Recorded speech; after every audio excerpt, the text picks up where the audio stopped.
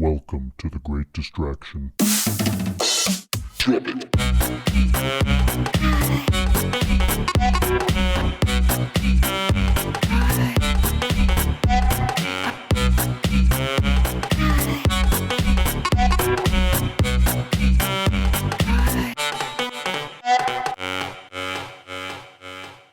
Hello again, everyone. This is The Great Distraction, and today the topic of discussion is Japanese internment camps. My name is Ben. With me today are my co-host Thomas. How's it going? And Rick. Hey, everybody. Thank you for joining us. The Great Distraction is a podcast that focuses on a vast and random range of topics, and we hope that each episode leaves you with, if nothing else, something to ponder. And as always, we would love to hear from you guys. Questions, comments, and topic suggestions are always welcome. You can contact us on Facebook or by email at greatdistractionpodcast@gmail.com. And really quick, if you happen to be listening on an Apple device, hook it up, leave the review. It goes a long way.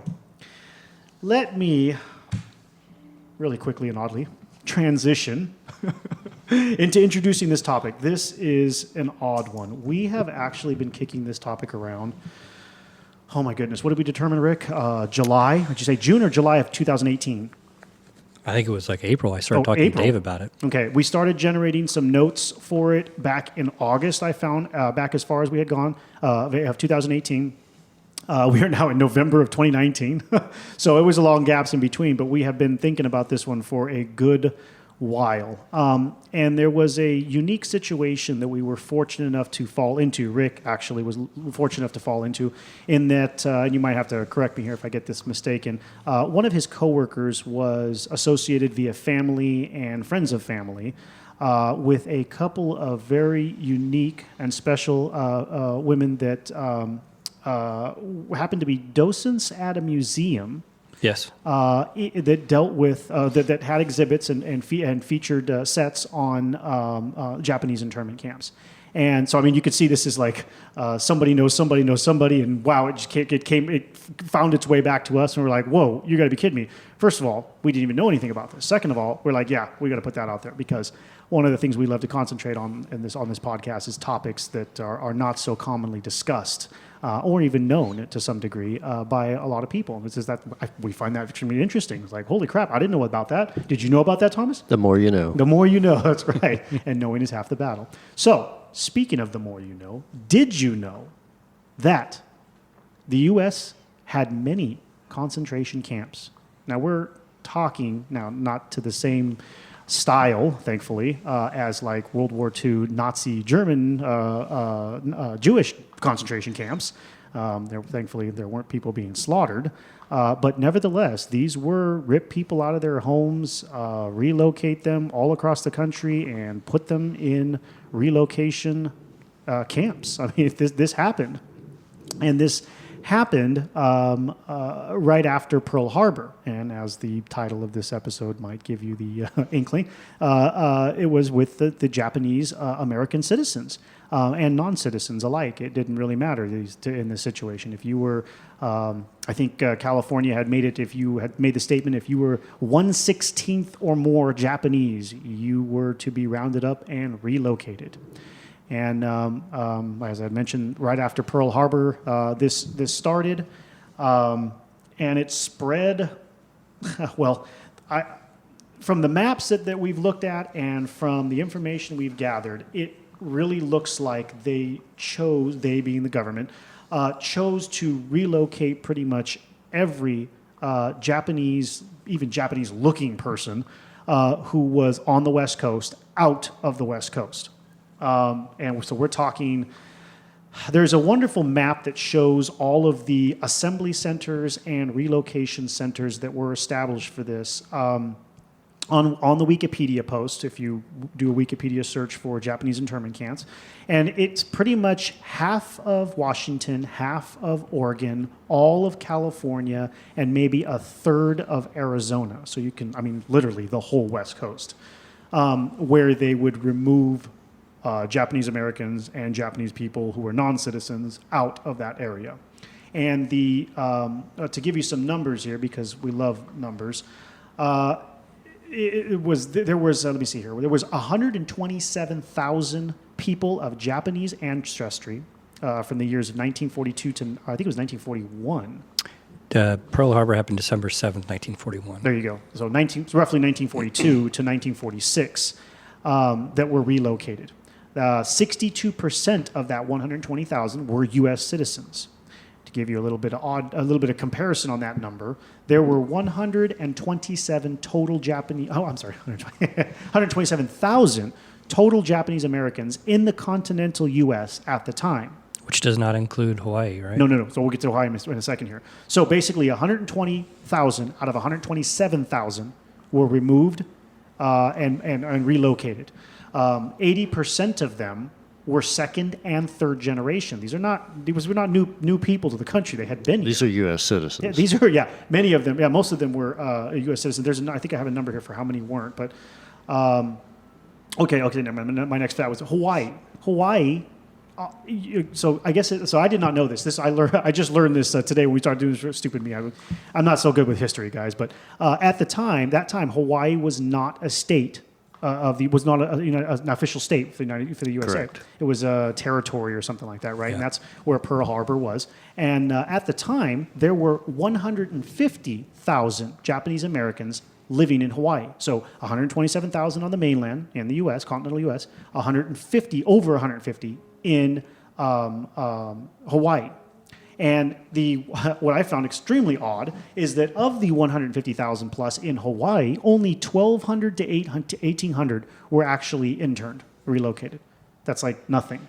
What? Yeah, that's what I found, man. I couldn't believe it. So they left all the Hawaiian Japanese people alone. But again, it wasn't a state, so maybe that had something to do with it. They didn't have jurisdiction. When the federal government pushed out to do this this relocation in these intern camps, they only pushed it out to the continental U.S., the states at the time. In Hawaii, they probably lived on the base that the Navy took over in Pearl Harbor or other bases on the string of islands. Because what did you say, it was 1,200? Well, the number I found was 12 to 1,800 were relocated. Out of 100,000. Out of over 150,000. On the island. Wow. Yes. That's like 1%. Yeah. Jesus. They were probably living really close to the base or on the base, and that's why they were moved. Yeah. Maybe not to a camp, but off the base and out of their home. Yeah, and I imagine those that were moved, this I do not know because I did not look up, but I imagine those 12 to 1,800 that were relocated, they were probably brought back to the mainland because I didn't see anything about a Hawaiian camps. That's what I was getting at. It was they probably weren't put in a camp. They were probably moved out of their home and away from the base. Oh. So unlike on the mainland where they were sent to a camp, essentially a prison, yeah, they just moved them up the island somewhere else. Gotcha. And I don't know. I haven't. That would we'd have to look sense. into it later. Yeah, I didn't think to look at where the Hawaiian people, where the people who were living, the Japanese Americans who were living in Hawaii got moved to, but some of them were moved, but I mean a small percentage of them compared to the ones in the mainland. Mm-hmm. And this order was put out by Mr. New Deal himself, President Franklin D. Roosevelt. It was later determined, obviously it was from the very start, an extremely racist movement that was claimed to be due to a security risk that the Japanese Americans posed after the attack on Pearl Harbor. It was eventually, in some cases decades later, found to be that there was no security risk and apologies were sent out. Yeah, and if anybody wants to look that up, it's Executive Order 9066. There you go. Immediately after Pearl Harbor, apparently, approximately 5,500 Japanese American leaders were the first to be round up, we found. I don't know how quickly immediately after was, but as you'll hear in the interview that we're about to put on here for you, it sounds like it was a number of months after Pearl Harbor that they started actually rounding up people and forcing them out of their homes. They had to actually construct the camps, the assembly centers, and then then after that, the relocation centers. So kind of like an interim spot, and then moving on to their more permanent fixtures. So we're actually back in the warehouse for this episode because we needed more room to bring these nice ladies out. And so you're going to hear some more noises today, guys, that you probably haven't been hearing in a while if you've been listening along with playing along with us. The train's running. We've got the heater running, so hopefully it doesn't sound too loud, but we apologize in advance for that. And without further ado, let's move on to hearing what these ladies have to say. So first of all, I wanted to start by thanking Carol and Reiko for joining us today. Very, very, very awesome and very, very unique opportunity for us to get a chance to sit down and speak to both of you. We're very thankful for that opportunity. So real quick, they were both, and I just found this out too, I didn't have an exact age before when we were setting this episode up, but apparently they were both the same age when they entered the internment camps, and that was 7 years old. And that's, wow. So to try and get a little bit out of them, that experience, or what that must have been like, I think we're going to approach this in a chronological approach. Starting with what their lives, from what they remember, and both from what their family recollection, or what their personal recollection was, and what they heard from their family afterwards, what life was like before Pearl Harbor. So can you, whoever would like to start, whichever of you, tell us a little bit about what your families were doing, what you remember from life before the attack, just what was, I guess a day-to-day, or whatever you recall. Okay. Go ahead, Carol, we'll start with you. Okay. Yeah, well, our stories are very different because she lived in L.A. and I lived in the country in Placer County. Okay. So I grew up in the Loomis, Newcastle area. Oh, wow. I live not too far from there. That's very, really? very cool, yes. Anyway, my father was an immigrant, and he came as a 13-year-old and graduated, went to grammar school and high school and graduated from high school, and went to General Motors in Detroit to get a certificate as a mechanic. They had a trade school there, apparently, a big one. So he and a couple of his buddies went there. But when he came back, he couldn't find a job as a mechanic, so he went into farming. So we were farmers, and until 1941, when we moved into Sacramento, because somebody offered him a job as a night manager in a Japanese-owned hotel. So we moved into Sacramento, where we lived for about a year before we were evacuated. Where in Sacramento were you guys? It's probably Capitol Avenue right now. It was a part of Japantown. Oh, my goodness. And as I recall, they called it Main Streets. The hotel was called Main Hotel, and I think they said it was Main Street. But I think it's Capitol Avenue now. Wow. So basically the heart of downtown, right? Right. And that's where it wasn't the heart of downtown then. Okay. It was a big part of Japantown. I see. And that's where the hotels were, where all the Japanese businesses were. I see. So we moved to, Sacramento's Japantown. What was Japantown in those days? Wow. I didn't even know there was a Japantown. Me neither. My goodness. Reiko, go. Yeah, my parents came to America much younger. My father was 27, had just finished university at Tokyo, and had come to be a publisher. He was a very educated person in Chinese and Japanese literature, so he wanted to be a publisher. So he came to California in 1917. My mother and father were already married, and then my mother didn't come until about 1920. The plan was he would come and earn money and then send for her. Well, he never really earned money. But anyway, when she came finally in 1920, they started a family. And the first child was born in 1921 in Fresno. They were very poor. They didn't know about public health or emergency rooms. And they had 2 children in Fresno. My father delivered the first baby and the second baby because they didn't know they could get free care, or maybe they were too proud, but they didn't know where to go. Yeah. So they had a very rough start in California. One of the jobs that he could find was to be a migrant farm worker, and that's what he did for many years until he decided he couldn't make it in the United States, not in California, because Japanese and Chinese could never become citizens. They could not become, owners of land, because land was linked to citizenship. So he decided to go to Mexico. So he started from Northern California walking and hitchhiking and so forth with my mother, and they were trying to go down to Mexico. They get as far as Oxnard, and he discovers he better learn some Spanish. So he finds a Catholic priest who was from Spain, not from Mexico, and he started his language lessons. And while he was in Oxnard, he saw the very degradation of the Japanese American community as it was at the time, and he was appalled.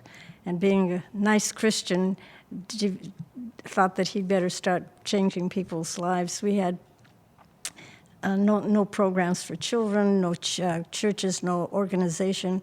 The women were being prostituted and one thing and another. So he stayed there, still learning English and doing all this. And then when he got to a point where he felt that he could leave Oxnard, he and my mother went on to Southern California and got as far as Los Angeles. And they rented a space in a home that had it was probably a garage, but my father describes it as a barn. And that's where the second baby was born. And the third baby was born there. So things were getting a little bit better in some ways, but he decided he could stay in California if he could become a gardener. He had seen Japanese gardeners in the Hollywood area. So he figured that he could do that. And as a result of that, he became a contract gardener with many of the people who were just building in the Hollywood area, these new little tract homes. And because of that connection, he had a good development of his gardening abilities, and he had a nice business now. He had people like Walt Disney who became some of his clients. He was Walt Disney's gardener for the home as well as the filming studio. So I grew up in an area in 1934, the last of 8 children, and we were in the middle of Hollywood, and I could go out the front door and be 4 blocks away from the Monogram Studios where they made bad pictures. I mean, not very classical stuff. It was cowboys and detective stories. If I went out the back door, there was another one called the Biograph Studio. They had made some of the original silent films as well as some of the new talkies. And then further downtown Hollywood, we could walk to Columbia Studio and so forth. Not Walt Disney, but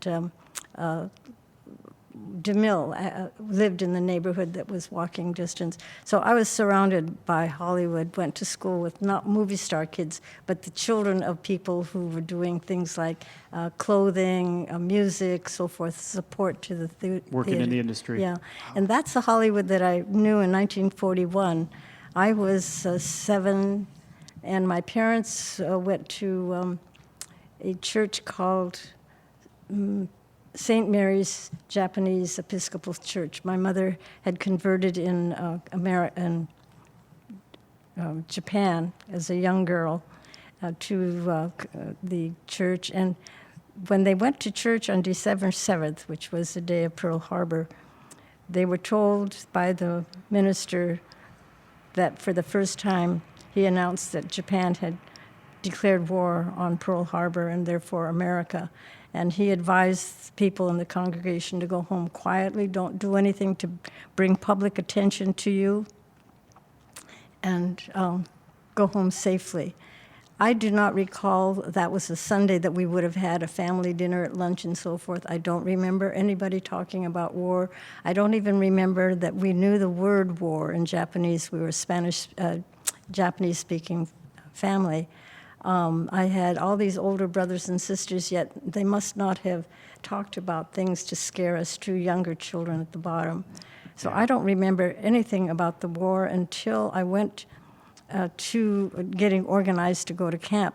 But I remember December 8th, which was a Monday, was a school day, and I went to school, and I was waiting on the playground to see my best friend, Mary Frances.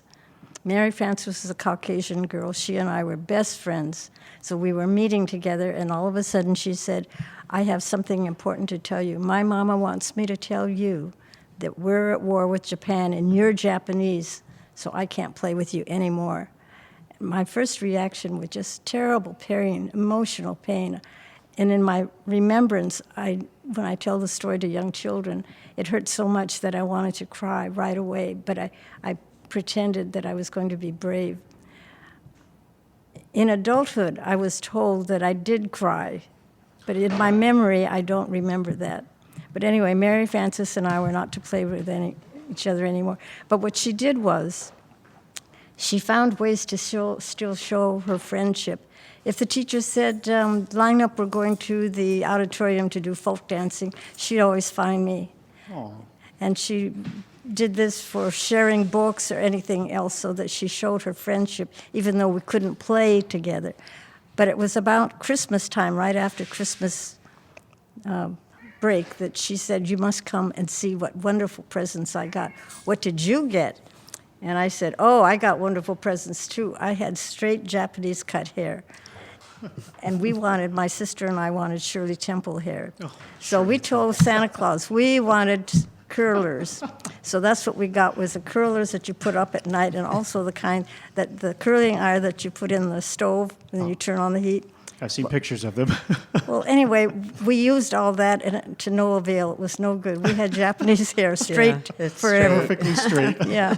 So anyway, that was my wonderful gift. And Mary Frances says, oh, no, you got to come and see my stuff.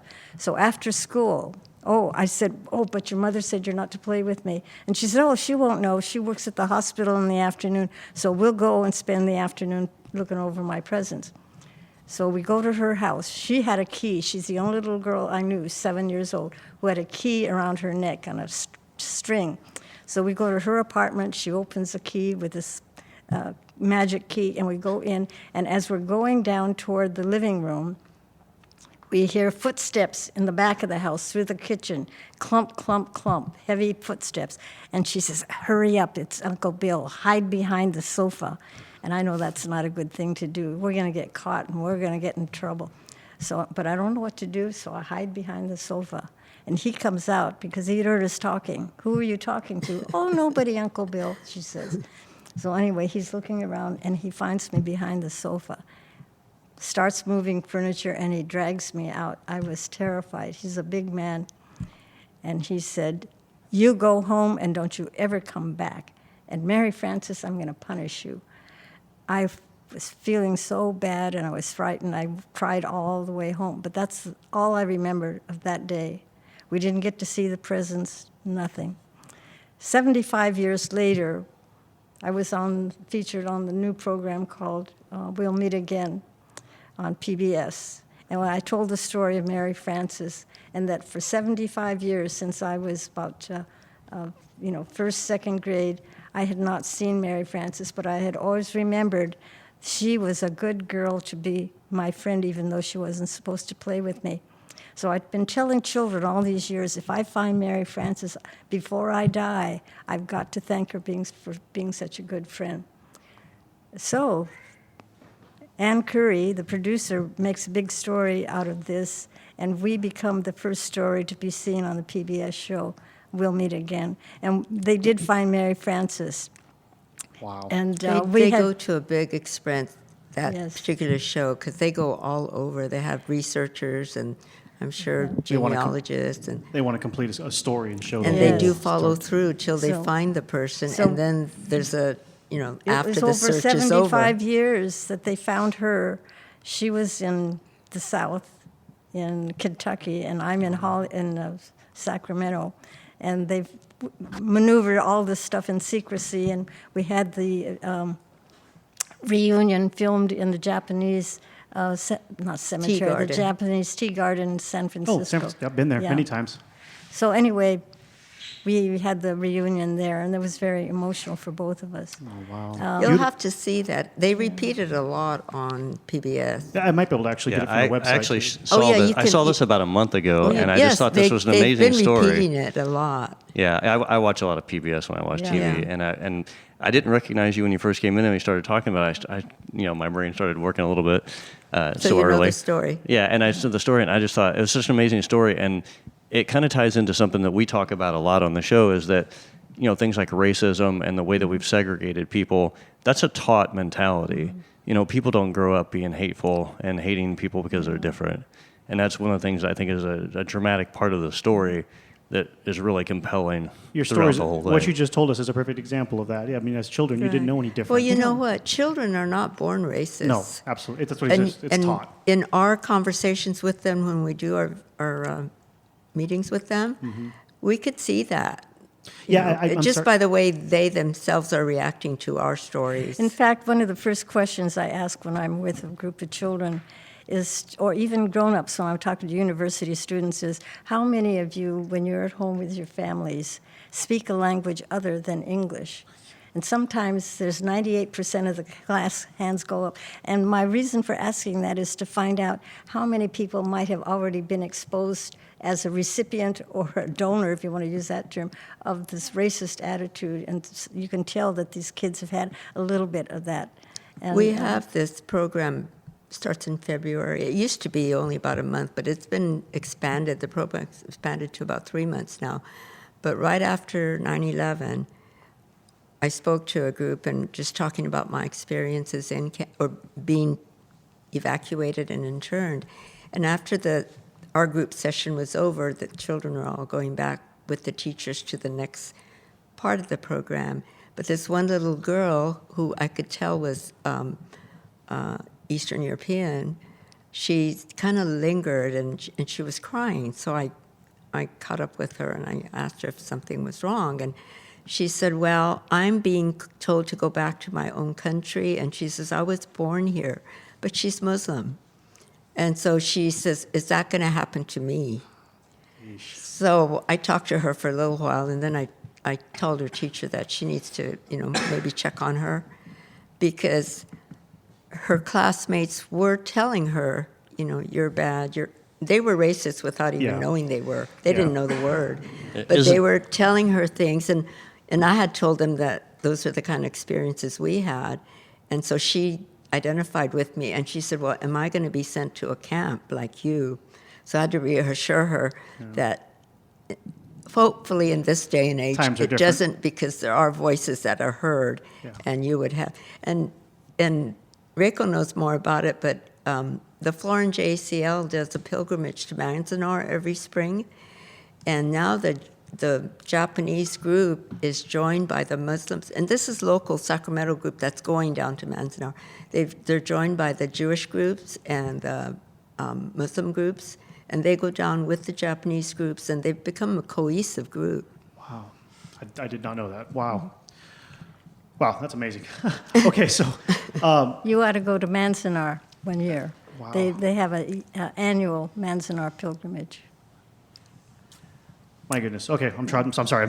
I'm trying to process this all at once here. Okay, so next step. Let's talk about the day of the attack and then the events that happened shortly after that. But I want to remind everyone listening, so at this point, Carol and your family's in Sacramento, correct? Yes. Okay, and at this point, Reiko and your family, you guys are still in Los Angeles. Right. In Hollywood. Right. Okay, and then you said, too, you were one of 8 children? Mm-hmm. And Carol, how many of you are I you? just have 2 younger brothers. We're a So small you're- family. Okay, yes. so you're three children at the right. time. And you're the youngest also? No, I'm the oldest. Oh, you're the oldest. Okay. When we were evacuated, I had a younger brother, but then my youngest brother was born in camp. Oh, my goodness. Okay. So Pearl Harbor happens. When did you guys hear about it? What do you recall from hearing about it? Now, me, my parents were younger than her parents, and I'm the eldest, so they were new parents. Yeah. So they didn't share anything with us that they felt would be frightening. So I don't even remember December 7th, what we talked about. I'm sure that they were directly affected by it, but my father, when we moved to Sacramento, he was the night manager at this hotel, and then my mother was the maid during the day, and we lived in the basement. They had housing for us. So we pretty much stayed there. He didn't work on weekends, I don't think, so we must have been home, but I don't remember anything about December 7th or the days afterwards. Got it? And my parents never shared any of that with us. I learned more by reading and talking to other people than from my own parents, because to them, That was something they just have blocked out themselves. My grandson, when he was in high school, wanted to interview my father, which would be his great-grandfather, and he wanted to find out about his experience coming to America and also after the war, during that war and after the war. And my father just said, well, he doesn't remember anything. So he didn't want to discuss it. As much as he loved his great-grandson, he just couldn't talk him into giving him his oral history. Yeah. And so they never talked to us about it. They talked to their friends, because we would hear bits and pieces when they got together with their friends, and they would talk about camp. Mm-hmm. But to us, they never talked about how they felt or whether they were frightened. So on Pearl Harbor Day, I don't remember anything about what happened. We were probably in our home in the basement, and I know they had a radio, so they must have known, but we probably just stayed there. Yeah. And Reika, what do you remember? I don't remember anything about December 7th in that way, just how Mary Frances was there after it happened. Yeah. And I don't think I knew about war, what the Japanese word was for war. Yeah. And if they said war, and I had older brothers and sisters, but again, maybe for protection reason, they didn't talk about it when we were all together. I think the clues that I got when I was beginning to get ready to be evacuated, that was second grade, I was 7. And my father had written a letter to the principal, I think, saying that we had to be taken out of school. By that time, there were only 2 of us in that elementary school that I went to who were Japanese. And I remember vaguely things were happening at home. My father was packing, and he was getting things wrapped up and ready to go. And it was a big job because we're a big family, and we can only take, now the government said you can only take what you can carry. And so I have a photograph of my sister and me with 2 cardboard suitcases, and we were allowed to pack those. Well, of course, most of what we took as children was toys, stuffed animals, the important stuff. Yeah, the important stuff. But in school, I don't think I experienced any bad things. It was outside of school, outside of my own neighborhood, that other children were picking on me, and I didn't understand that. Why are they calling me these words? Yeah. And so my mother was very protective and wouldn't even let me go to the grocery store by myself. Things like that. Parents were all, I think now in retrospect, had a lot of responsibility.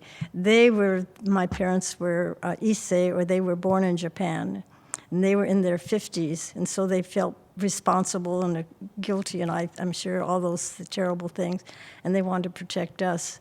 So I was in that kind of a protective cocoon, even until the time that the actual day came where we were supposed to get on the bus. And that I remember. Okay, so take us from there. So it was a bust. I didn't know how. That was going to be my next question. Is how did this transpire when it started? Actually, what we found out first was they had big placards and posters in Japanese American communities plastered all over from the Department of the Army, I think, but generally the federal government, that all Japanese American citizens, all people of Japanese ancestry, is the way what poster says, are going to be sent away from their homes to camps. Now, they didn't call them concentration camps, that they were relocation camps. Yeah. And each family was given specific information as to what day they were going to be leaving and where they would be meeting the military. And so all the packing and so forth was very emotional to me. It was upsetting. The posters told you, they were very specific about what you could take and what you could not take. And it was mostly things you couldn't take. Yeah, so we had to give away send to the police station all radios, no, we didn't have transistors, but the kind that you cameras, guns. Yeah, all that. And this was all done on a voluntary basis. If you can imagine today's people reacting to that, they would probably be hiding all this stuff. And Japanese people were very honest as a group, and so we took all that stuff downtown to the police. My mother worried because boys had BB guns and they had bullets, and she was terrified and was helping to dispose of the bullets one by one in trash cans or into gutters as she walked by. She was not English speaking. She never learned to speak English. So her paranoia was very high during this period and all throughout the war years. And so she really did have a mental health problem for good reason. She was so terrified. She had all of us to take care of, she thought. Yeah. Wow. And anyway, so at the school, I remember the teachers, my own teacher had said to the other children that Reiko was going to go away and we're going to have a going away party for her. If you want to bring a present, you can do that. So toward the time we were leaving in May of 1942, the teacher, second grade teacher, had a little party. We had, I think, punch and some cookies. And then I remember some of the presents that these They kids gave you a got. going away party? The children did, because the teacher said Reiko was going away. That was And so a good teacher. the lady who is, since all this has happened, somebody is writing the story about Mary Frances and me. It's going to be a children's story from age 5 to 10 or something like that. And she had asked me, well, what did some of these children give you, so that it gives the illustrator some clues as to what they might use in the text. So I remembered very distinctly who gave me what presents. And I bet you those kids who gave me those presents don't remember that they even gave me a present to go away. But I can remember that. You said this was May of 42? And yes, It was May. around then that they started actual evacuation. So, Because, okay, so 5 or 6 months later. yes, but they had to start building the camps. Yes, so it and took you know, time the to- camps were not ready when we were evacuated, so we were sent to assembly centers, which is the Yeah. before the camps but were completed, before we we- had to be gathered up. But so before that, I think we have to tell them about, the things that we had to do to get ready. But we had to get, when you get mass collections of people, you have to have public health issues going on. So we all had to have a series about 3 or 4 or 5 shots for typhoid fever, for smallpox, for all these things. So we were not feeling very good. We were feverish and not well at all. All of this going on while my parents are wondering what's going to happen to the house, what's going to happen to the business, what happens to the bank. We were not allowed to go to the banks for a while. We had They froze the curfews. assets, We had curfews so that you couldn't go beyond 5 miles of your home. We had the ashes of 2 little boys, brothers that I had never met. They died in the 1920s, and my job as a child was to put the first bowl of rice by the 2 little boys' ashes. Well, my parents had to go to the police because we were not able to go beyond 5 miles out from our home.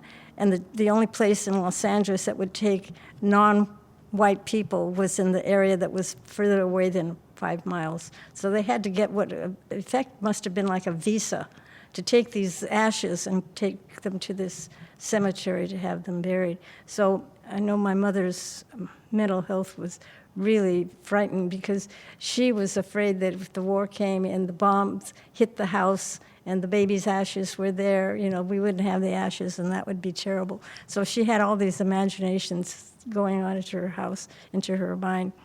Well, anyway, the school was very thoughtful. Not only then, but then 3 years later when I came back, that same school was thoughtful in a different manner that I can tell about later on. But that school event was major in my mind, how kind the children were, and how I was really crying, not the day of school when I left, but when I went to the camps. We had to go as a family. We had somebody in the neighborhood to take us. There were 8 of us in the family. And so different families had volunteered to drive us to the park that was designated by the military. And we had to have what we could carry. And so we waited there. And then I remember that the military was there and they had bus after bus, these colorless buses lined up, and they had us all organized. By then we had a number. Each family had a number, and we had to have that family number put on, baggage tags. we each, grown-ups and little kids, all had baggage tags with that number on it. All of our baggage had baggage tags on it. We didn't have names, we had numbers. No. That's terrible. So then we got into the buses, and I remember getting into the bus, and we were seated according to families. And across the aisle from me was another little family. But the father in that family was a Caucasian. That was the first time that I had seen a mixed-race Japanese family. The mother was Japanese, the little girl was Japanese, but the father was Caucasian. But he was going, because I think what the executive order had specified, not by race, but anybody who was might be a threat to the military. And then later on, they said to Japanese people of Japanese ancestry, including the babies in the orphanages. I mean, these military guys were so antsy to get every Jap in the world into the camps that some of them physically went into the newborn nurseries to check out to see who the babies were. And those kids, the babies also were placed not with families. Yeah, I had heard that California had made the statement of 1/16 was what they were looking for in California. Right. If you were 1/16 Japanese or potential 1/16 or higher, then they would take you. Well, that executive order also said all persons of Japanese ancestry, aliens and non-aliens. Yeah, they wanted So both. we asked the kids, what's a non-alien? Because we know what a non-alien is. These are the now kids. So they say, well, they're the ones that come down on the UFOs and things. But then we try to explain to them what a some of them do know, and they'll come out with the right answer. But a non-alien is a citizen, right? And all citizens are entitled to certain rights under the Constitution. So somebody reading that wouldn't question it. Yeah. You're Japanese, so that's it. But actually, those of us that were American-born, and about, I think 80% of those that were interned were American-born. Yeah, it was a large percentage, Yes. some second and third generation. Yeah. Right. Yeah, it was- And my mother was American-born, so I was the second generation on my mother's side. My father was an immigrant. But he was an immigrant. English was what he spoke. So we were as American as anybody, except we were of Japanese heritage. But my father was the alien part, but the rest of the family was the non-alien part. But nobody questioned that. And some people did, but they weren't large enough. They didn't have the power to, like they would now. That couldn't happen again, Yeah, hopefully, nobody because there's enough people that know that that's unconstitutional, and they would speak out for us. But in those days, they didn't. Nobody of power was representing minorities They at weren't all at that strong time. enough And they to were- to make a But change. you know what was happening in other areas? I was in the city, but in the Sacramento area, since I've talked to Sacramento children, I've learned what happened in Sacramento. And in the county areas, from 1920 to 1940, we had segregated schools in some of the county schools. Did Not you know black that and in Sacramento? not Japanese, not black and white. I said this to a group once, and they said, "Well, we don't have that many blacks." I said it had nothing to do with black people. It was it was Japanese kids versus white kids. For 20 years, in some areas, we had that. Depended on the school district, I think. Well, 'cause my- county schools. Was it counties? Yeah. Okay, because my parents went to Placer County schools, and they were never segregated. But in what's called the Florin area now, they had a segregated school, one for Asians and one for the Caucasians. Wow. So, I've never heard of that. people in California don't know that. San Francisco had segregated schools. They were even proposing San Francisco as early as 1905, and that what they call the Oriental School for Japanese and Chinese would be in what is now Japantown. So that was what was going on in the cities. But We didn't even know that. no. I mean, growing up in Placer County, didn't know that there were segregated schools. Because in Placer County, my folks had never had segregated schools. So I just assumed everybody, we didn't have Yeah. segregation. It's the South that has segregation. Yeah. But to get back to the evacuation from Hollywood, we had met in a park and then put on buses. even at that level of evacuation, there were military people. The soldiers were there with their full outfit, including the bayonets and guns, to see that we're not going to do something bad or try to escape or something. And that was a frightening experience for my mother. To me, it was a curiosity. Oh, that's the way the soldiers look. It's like Yeah. the movies. I remember kids saying, "Oh, it's like the movies." Wow. But my own experience with evacuation is from Sacramento, and I just learned the other day in something I read that we were assembled at the Memorial Auditorium. I didn't know that, and my folks never talked about So I it. was going to ask you guys both. So I have a map here. I mean, just so you guys can see how many different sites are on there. Mm-hmm. And you had mentioned already the assembly centers. The assembly centers were Wartime Civil Control Administration, the WCCA. Put these assembly centers together. Mm-hmm. And these things, again, for those that have not looked into it, I mean, this is pretty insane. It looks like the effort, and from what I read, the effort was to remove all Japanese people, period, citizens or not, from the entire West Coast. Right. These assembly centers start from the top of Washington, Portland, Marysville, all the way down, Marysville, Sacramento, Salinas, Santa Anita, Pomona, Fresno, Tulare, they were all over the place. Mm-hmm. And I was going to ask, so Carol, you being in Sacramento, you probably went to one in Sacramento because they had one It here was apparently. called Walerga, and it was. Do you know where Madison and 80 Walegra? is? Yes. Yeah. Yes, I'm familiar with the street. That's what that was. Well, yeah. my There's gosh. a memorial there. There's a little park that was the site of the assembly center, and it was called Walerga. And they named it a street And after an assembly but it center. was an army camp of some sort. So when we Oh. got there, the barracks were great. I mean, they were not flimsy or anything. They were there. Yeah, they were. We just took over this army.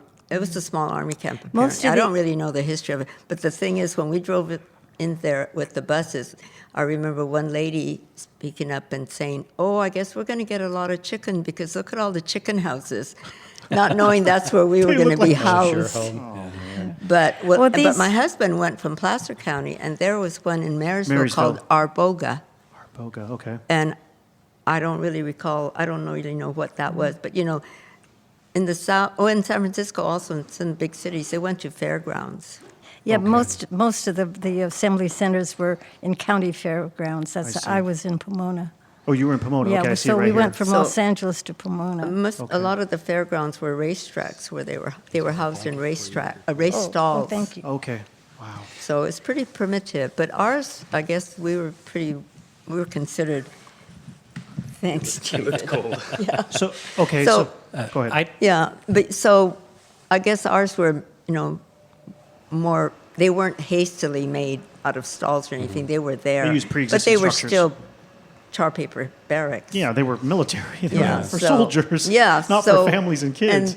And that's also what we ate because we ate what the soldiers ate. So it's not food that the Japanese folks ate. We're So that used was to. hard for the older people. The diets, a lot of them had problems with the food. Yeah, You know, no, I believe it. intestinal problems with the food because they were eating things that were so strange to them. Yeah. Younger people adapt, but Yeah. for the old people, Yeah. it was hard. What were we going to ask, Rick? I don't want to back up too far, but you had mentioned that the assets of the families were frozen, Yeah. and there was a period of time that you had to collect your belongings, and you were only permitted 2 suitcases.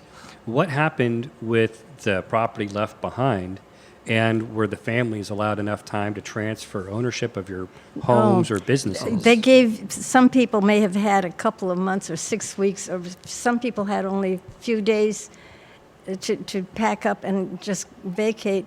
Fathers had to get rid of their jobs. The same with the children had to get out of schools. They had to figure out. The people tried to get money out of the bank in case they needed to buy things, and we were not allowed to do that.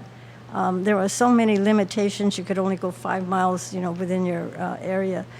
So you can understand the fright that was going on, the fear that was going on, but also the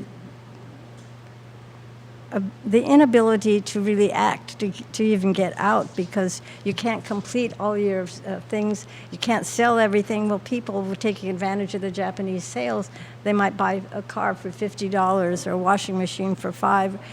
It was a terrible way to lose all your best things. It was individual, too. Some families had harder times. My father, being an immigrant, being an Issei, who wasn't allowed by law to become a citizen, he didn't own property because he couldn't own property because he wasn't a citizen. He didn't have a lot. They were coming out of the Depression when they got married, so they weren't starting off with a lot anyway. So they didn't have to worry about getting rid of a lot of things. They had no property to get rid of. So his was, I think with my family, it's a lot simpler, and especially because we had just moved to Sacramento and been there less than a year. So we really hadn't been established there enough to collect a lot of things. But I do remember my mother owning her first new refrigerator, and then I remember her telling somebody they sold it for a few dollars, because you have to get rid of everything, so you'll take whatever's offered. And so people were selling things at a ridiculous price. If they had a place to leave it, maybe, I'm sure they left it, but all the things that we had left to be stored away, because we couldn't carry a lot of our things that we wanted to save that were family things that we couldn't take with us, we stored them, but they were gone. Most of those storage areas were vandalized, and Reiko's own house, I think, was vandalized. But so people lost most people didn't come back to what they had left. Well, my father had arranged for a local family. The father was a deputy sheriff, and he had a wife and 2 kids, and so they had a large house. It was large for us to live in. They didn't take care of it, and they eventually didn't pay the rent, which they could get away with because we didn't have a way to collect money. And we lost a lot of things. Our neighbors tell us that as soon as our people who were taking us down to the park to get on the buses, our neighbors said as soon as we had left our home and gotten down to the end of the block, teenagers had invaded our house through the backyard, through upstairs and so forth, and were vandalizing even before we were gone. We were not to know this, but we came back to nothing. There were Really a families, shelter. though, like David's great-grandparents, they owned property in Loomis, and they had a nice house, and they had things stored in the basement of their house, and then they got a tenant to live in their house. And so when we came back, some things were taken, because I remember when we came back, David's great-grandfather would be my uncle, and we looked in the garage, and here's this nice car with no tires on it. So even with somebody living in the house, there was vandalism. But they came back to an intact house, and what was stored in the basement was still there because they had some. And there were many people that did. This didn't happen to everybody, but there were many people that were able to find friends or someone who would live on the property, or actually work the farms and pay the taxes, because a lot of them lost their property because they couldn't pay the taxes, because they abandoned them. Yeah. But those that had friends or somebody that would be caregiver or caretaker, house sitter. and they would send them money from the profits if there was any, but they would make sure to pay the taxes. So they came back to property, where some people lost things while they were away. In our community in Hollywood, we had at least one Christian minister who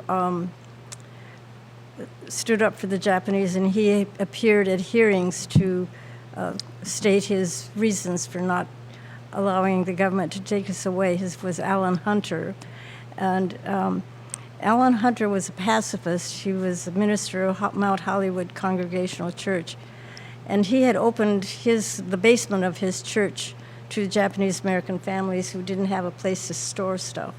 And then he worked out a relationship with the Japanese American church that our church, his church, Alan Hunter's church, would provide legal services so that people who were having any legal problems during this period would have some representation, and also speak up for the Japanese who had lost things, had things stolen. So there was just this small voice in the community. But that same man in that same church did things when we came back. When he heard that we could now come back, and he had heard through the grapevine that my family was coming back or Judge Ito's family was coming back, he walked up and down the sidewalk to the different houses on those streets in the neighborhood to knock individually on each door to tell them that we were coming back and to be compassionate with us, because he could just see the racism, because war was not over before we came back. Yeah.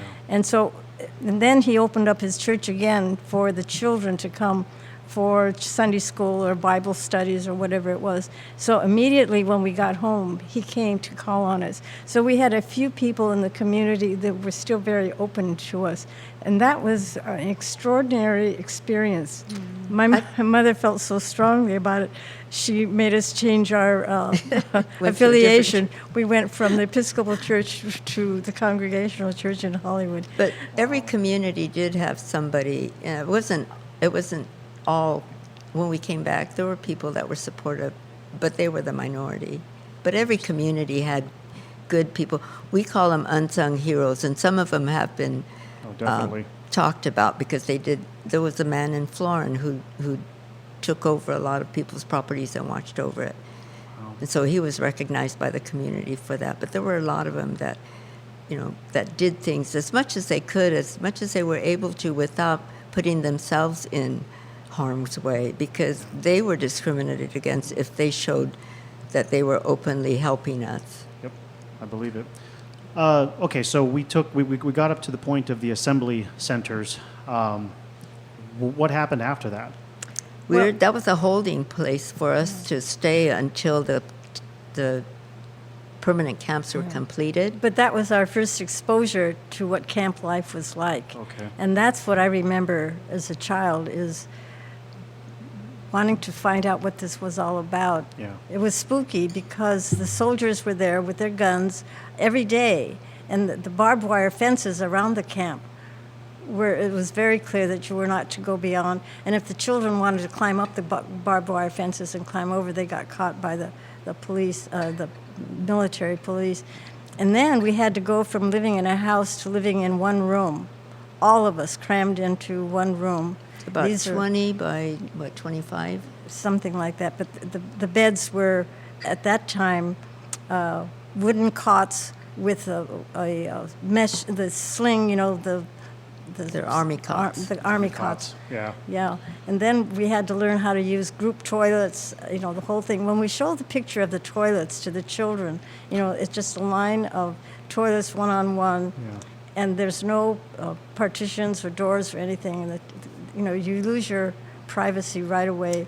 It was a very terrible experience for a lot of people. I think mostly for because Japanese are very private people, and for the elders, the grandparents, and my parents were younger, so maybe they adapted a little easier. But I think for the older people, the lack of privacy was one of the hardest things.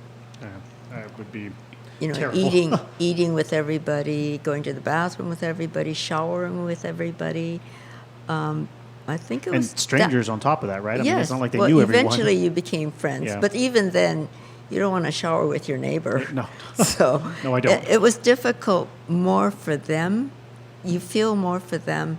As I look back as an adult myself, I realized more and more. As a child, it was an experience. It was an adventure, something different. But I think when I look back, when I became a parent myself, I realized how much my parents went through. One of the things I think that young people did, and I had teenage older brothers and sisters, what they were involved in, there were 3 boys, and the 2 older ones volunteered. They wanted cooks in the mess halls because nobody was cooking. Well, they didn't know anything about cooking. They never cooked at home. And so they volunteered, and they were preparing American-type food like French fries and not hamburgers, but hot dog kind of stuff.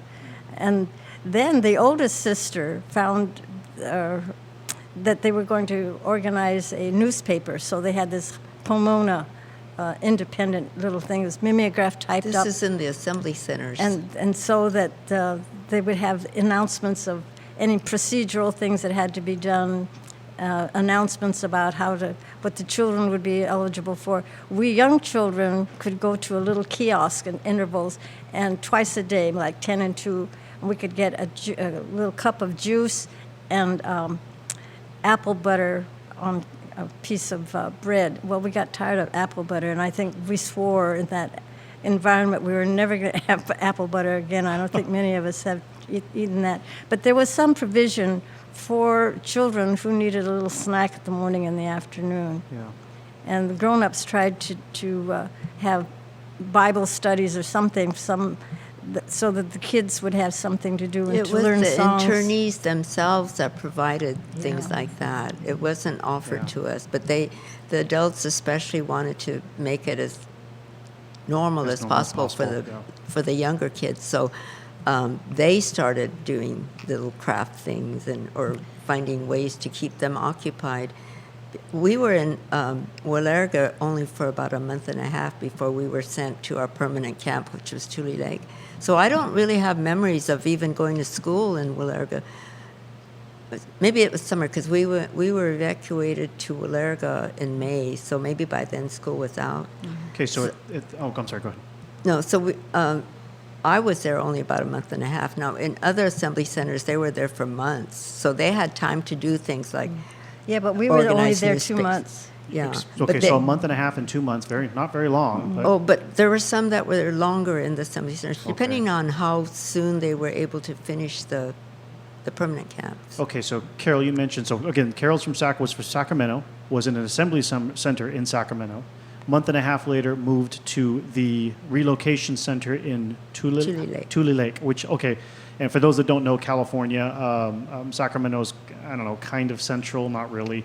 Tule Lake is way in the upper eastern It's- corner. It's almost to Oregon. Almost to Oregon, about middle of the way through Oregon, very close to the border. Reiko, where did you go?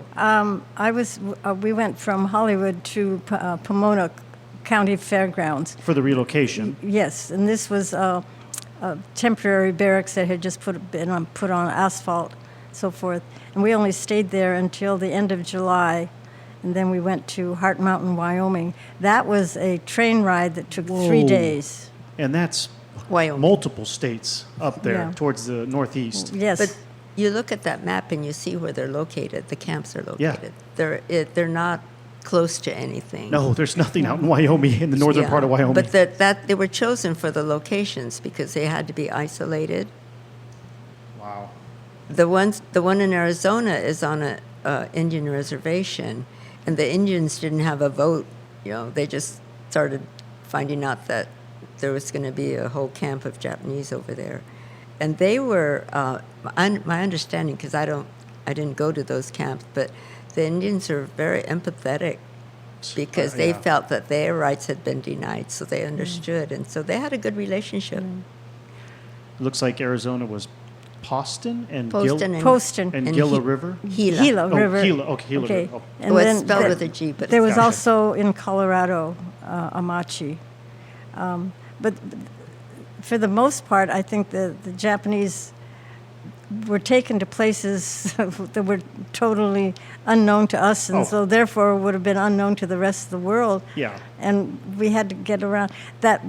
The assembly center camps was an opportunity for kids to meet other kids, and so throughout my whole time in camp, the 3 years, I was able to find my friends again. Even if we changed camps, we could find more friends, but we also found some of the old ones we had.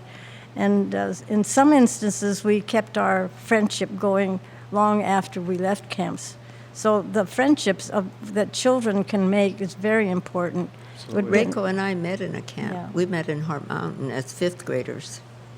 You guys met in Heart Mountain. Where was that? Wyoming. That was Wyoming. That was the Wyoming one. Yeah. Okay. So, got Carol, it. you moved from Tule Lake to Wyoming? No, I moved from Tule Lake to Jerome, Arkansas, which is as east as you can come of the camps. Yeah, that's way over there, right above. Okay. Wow, Arkansas. Why were they bouncing you guys around so much? Well, I don't know if you are familiar with the loyalty questionnaire that was administered to every adult Japanese in the camp.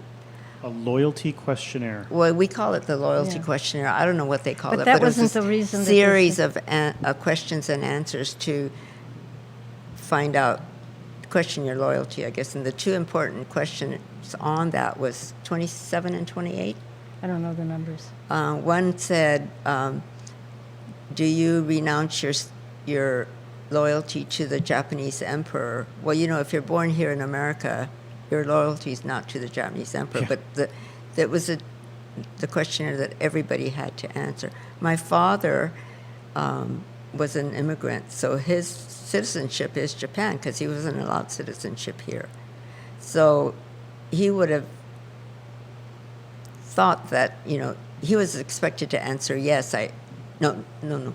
Do you give up your loyalty? So he would say, yes, I give up my loyalty. And he did. And I think it's mostly because my mother is a citizen, he thought we would be separated.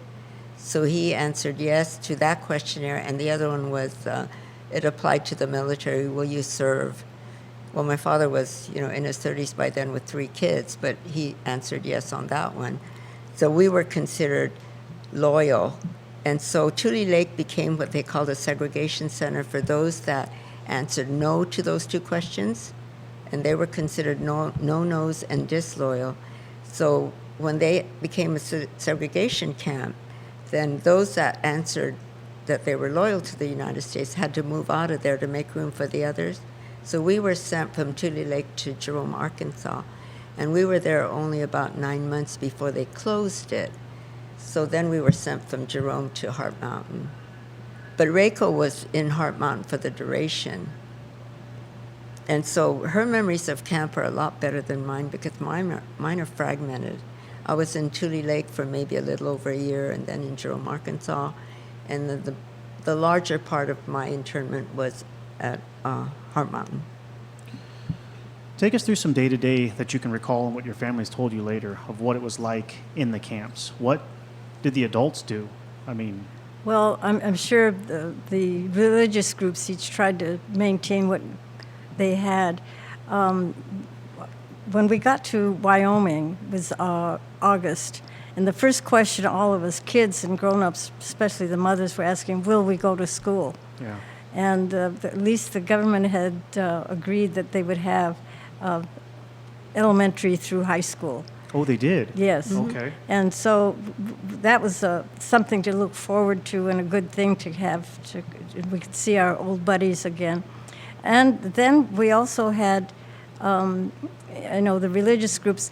One of the things that happened in Wyoming, in Heart Mountain, was that the people who lived in Cody, the little town of Cody, tiny little town, their Episcopal minister said he would conduct a service with the Japanese Episcopalians and have communion service. And one of my other American friends, Caucasian, said, well, why wouldn't the Japanese be able to do their own communion services? But she is not of the brand of Protestantism that has, if you've ever been exposed to having communion in a Protestant church, you know, it's a large plate here, and it has all these little thimbles in it, and each one of the thimbles has wine or grape juice in it, and you have to pass this whole big thing around, and each one then takes a piece of, one of these thimbles and drinks the wine, puts it back in, and you pass it on. So you've got maybe 25 or more of these little things, and then the bread comes in a separate kind of a thing. So it's much more elaborate in some of the Protestant communion services. So one of my American Caucasian friends was saying, well, why didn't the Japanese do their own and having this guy come from Cody? Well, she doesn't realize that the Protestants who have this elaborate equipment would not have been able to take anything like that in a camp setting where the initial order said you can only take what you can carry, which was 2 suitcases. Whereas in the Lutheran and some in the Catholic Church, the wine is in a not a cup. What do you call it? A flask, and everybody drinks from the same tumbler. So it's much easier to do a service that way. But what happened in Heart Mountain was the Episcopalian minister from Cody came and conducted services for the Japanese Episcopalians. And then the Japanese families thought, well, we've got Boy Scouts, so why don't we invite the Boy Scouts from Cody? So they invited the Boy Scouts from Cody to come for a jamboree in Heart Mountain. The Japanese boys could not get out of the camp, so the other kids had to come in. Only one troop from Cody volunteered to come. And so they met with the Boy Scouts, and they did whatever Boy Scouts do. And somebody said we had lunch, and I'm not sure whether the lunch was provided by the kids from Cody or whether the kids all went to the mess hall. I can't imagine all those kids going to the mess hall. Anyway, so that was one thing that they had together.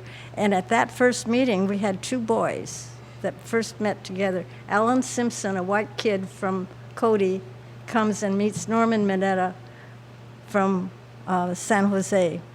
And the two boys strike it up, and the two eventually, many years later in the 70s, meet each other in Washington, D.C. Alan Simpson, and now Senator, Republican from Wyoming, and Norman Mineta is in the House of Representatives.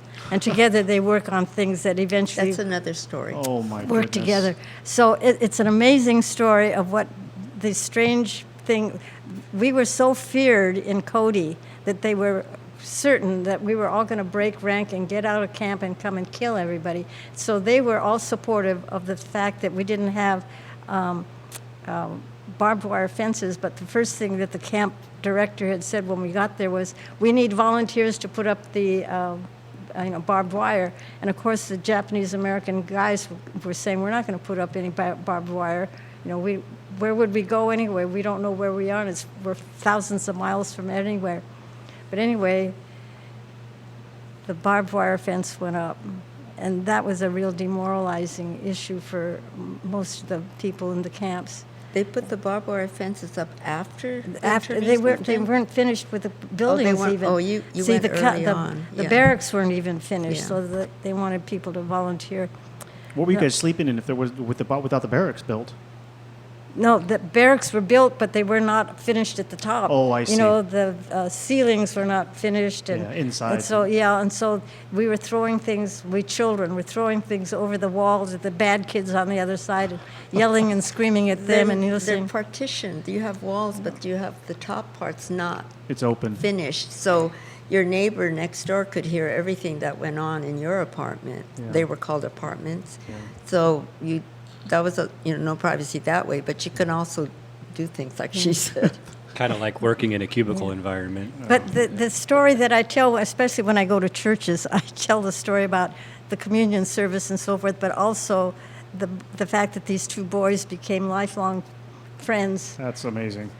And I was telling the story to a group of fifth graders in one of the nearby towns here in Sacramento area, and we have such wonderful, equipment now in the schools.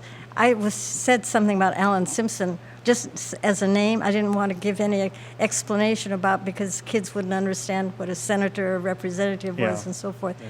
Anyway, the teacher is sitting in the back of the room, and she types in Alan Simpson, and a picture of Alan Simpson comes up on the wall. It's amazing. Wow. You had also mentioned Judge Ito. Is that the Yes, famous? Judge Ito's family was from Hollywood area. He went to the same church with Alan Hunter and I did after we grew up. And so his mother and my oldest sister were very good friends. And so I think my sister sat in on her wedding or something. So we had all these connections long after. In fact, when we went to Heart Mountain to a reunion there, I went to the restroom area, and Judge Ito was there with his wife, and they were waiting for his mother in the bathroom. So anyway, I said, Judge Ito, you may not remember me, but I was your first grade Sunday school teacher. And he says, you're right, I don't remember you. So much for your claim to fame. So Rico, I wanted to ask you, how long were you in the Heart Mountain encampment before you met Carol. Oh, let's see. We had third grade, fourth grade. We met in fifth grade, so it was almost 2.5 years. Or We must have at been least- about 1944. So, yeah, we were fifth graders. When I met her in the classroom, because we didn't live near each other. Well, The block, that her was block sort of my question a little bit, yeah. not my block. My mother, Reiko's experiences, because she is at Heart Mountain for the duration, she remembers a lot. And I moved from camp to camp. But also, she was given a lot more freedom than I was, because she was, she had older brothers and sisters. I was the eldest of 3 siblings. And my mother kept us so close to our barrack that I didn't get to roam around. I just saw our block and school. And so my experiences in all these camps were small. I mean, it was limited to where I lived. Well, you've said also that you weren't even in the mess halls. No, my mother didn't like the food. So she would go and get the food, and then she'd bring it back, and she would recook it to what she felt was good for us. See, whereas I would have at least 3 meals a day at the, and the So whole she had the mess hall experience. the that mess I hall didn't. experience was you sit at the first table that there's empty seats until all the other ones are filled up. And so sometimes I would come in from school for lunch or wherever and be sitting at a table where I didn't know anybody. So, but then you heard what the grown-ups are talking about at your table or whatever it was, or you didn't eat as much or whatever, how kids behave.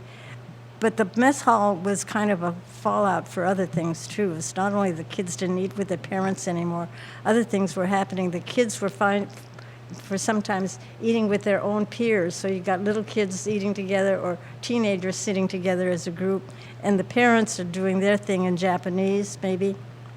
All our lives, it was important for the Japanese families to eat dinner together, at least dinner together. But when they got into the camps, that no longer was it. My husband was 10 when he went to camp, and he stayed in Tule Lake for the duration because his family answered those questionnaires as no. So they were in Tule Lake for the duration, and so he knew the camp a lot. And he says he never ate in his own mess hall. He did once in a while because his mother was the cook, but he wanted to eat with his friends, so they'd go to other mess halls, or there'd be some kids would say, well, they didn't like what they had at their mess hall, so they went to another one because their food was better. Or they want more than one meal, so they'd go from block to block and eat out of somebody else's mess hall. But the upshot You didn't was have to show an ID or anything. the You were there upshot in was camp. that So. the family unit was breaking down. Yeah. And you Yeah. didn't have people saying your manners are bad, or what did you do at school today, what did you do to the Boy Scouts. No family talk. You sat in either with your peers or maybe strangers. And that breakdown of the family unit was really what devastated a lot of families in our house, because we had older kids. My older sister was 21. We had a 20-year-old brother, 19-year-old brother, and then downwards. My oldest sister couldn't stand it in camp, so she left by November. So we never saw her again for a November long of the time. first year? November of 42. That was the the first year we first went to year, yeah. camp. So then that was 1942. 43, 2 of the boys went to begin University of Wyoming, and then the other boy joined the military. So we were gone. My father was finding jobs out in Idaho so he can make more money to help pay for the university, for the 2 in the university. So that left my mother, my 2 years older than I am sister, and me for the most of the time that we were left in camp. So all families were beginning to notice that you didn't have the whole family unit again. The boys, 1943, the military finally said, okay, now you Japanese American boys, can volunteer. They went first to Hawaii, and they got 1,000 guys to volunteer for the 39th Battalion. Then, and they came in, they started recruiting volunteers, and they couldn't get volunteers, so they had to put these guys through the draft. So you have to be relocated into a concentration camp because you're considered a security risk to the country. But when it comes time for the country that needs you to fight for, they came Yeah. back and Yeah, took because the, they took were the running boys. out of able-bodied men, so then they had to That's go awesome. into the. First, it was volunteering, but then they initiated the draft. So I have a cousin who was drafted before Pearl Harbor, so he had already finished basic training by the time Pearl Harbor started. He was drafted. When Pearl Harbor happened, then he was automatically classified as an enemy alien, but he was American born. But in the military classification, I guess he became an enemy alien. There's a code for it. So he was taken, not just he, but others in the same situation, other guys, and they were put into, he called it a jail, military jail probably, but they were all kept together. And they weren't allowed to go on with their group, their unit to the next assignment. And some of his buddies came and said they would vouch for this Japanese enemy, that he would not do anything that would hurt the country. They would vouch for him, but they said, no, he can't be allowed to join you. So he was there until they started the segregated 442nd Union. So he spent, quite a few months there before the 442nd was implemented. But then once he joined 442nd, then he was out there. But his brother was in Heart Mountain, drafted. He was drafted from Heart Mountain. Wow. So. But what this whole thing did for my family was we were not a family anymore. For the time that my sister left in 1942 November, we were never together as a whole family, sitting together until my mother died in 1970.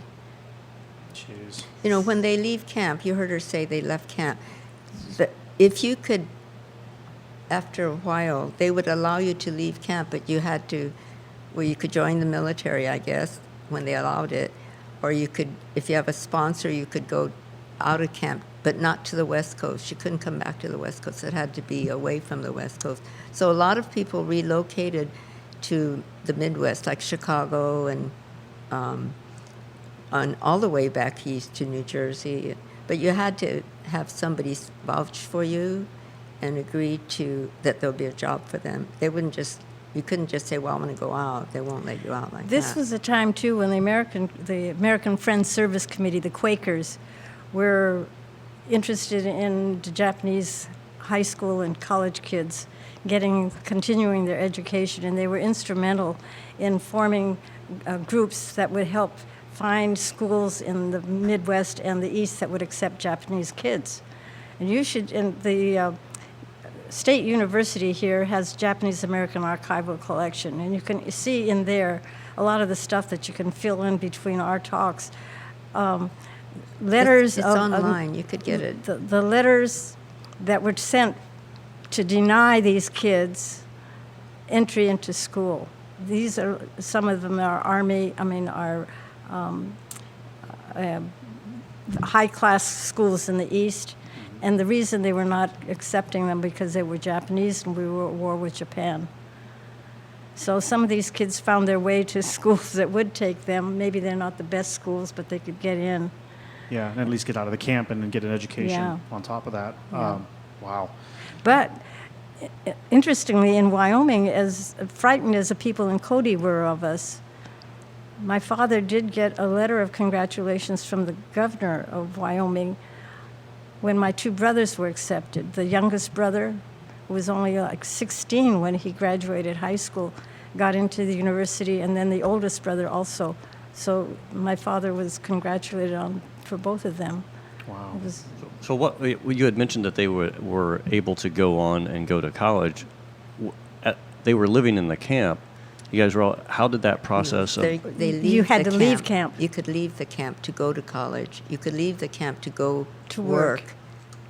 Once it was approved. So you're saying later, Wow. I guess it looks sounds like... That's what I was wondering. When you were in the camp and they were obviously keeping everybody there, I was sort of confused as how they were able to get out of the camp to even go to school. well, we got instructions through the War Relocation Authority, WRA, that the government says now you can go east of whatever, parallel that they can go, or that you can join the Army or whatever. You could not go to the West Coast at all. And Okay. for But many also- people, you had to have a sponsor. And Mary Tsukamoto, who started the collection at the university, she asked many of the people, she spent, I forget how many months, in the middle and eastern part of the United States, going to different congregations of churches to ask for people to sponsor a student or somebody from the camps to come out this way. She was out there, I don't know how many months, 2 or 3 months. She didn't find one family who was willing to take any of the Japanese kids. There was a war on. They were enemies. Yep. Yes, but you know, Thomas, you might have caught that she said her father left camp to work. Yeah. They did eventually allow anybody who wanted to. They had like work. It would be like a work crew. You were in camp and you were still not free to go all over, but you could go out and work when they needed, like potatoes needed to be harvested. Laborers. And my father did that. He went to Idaho to harvest potatoes, and he also worked on the railroad. But they weren't allowed to just leave their workplace and be free anywhere. They were still considered internees, but they Yeah. were there as a group from the camp to work outside the camp because they needed the manpower, because there weren't a lot of able-bodied men to do the harvesting or working the railroads. So they were allowed to work and to earn some money, and that's why most of them did that for the money, because in camp, if you weren't working, you weren't earning anything. And my father did have some jobs in camp, but the salaries in camp went as, I think the highest paid person was like $18 a month. Well, the doctor. And a doctor The paid, doctor was paid a month. he got $16 a month, and that was top of the line. Yeah. But so, you know, if you worked in the mess hall, you might have made less, but there wasn't a way for especially the fathers to earn money. So when they were allowed to go out and work, they would do that. And it was for the money, like Reiko said, her dad wanted to earn money for his sons, but they were sitting idly in the camps, and they weren't idle. They always found things to do, but they weren't earning any money for it. So that was an opportunity for them to leave. But they were still considered internees. You weren't free. You might be interested in, not as part of your program, but independently.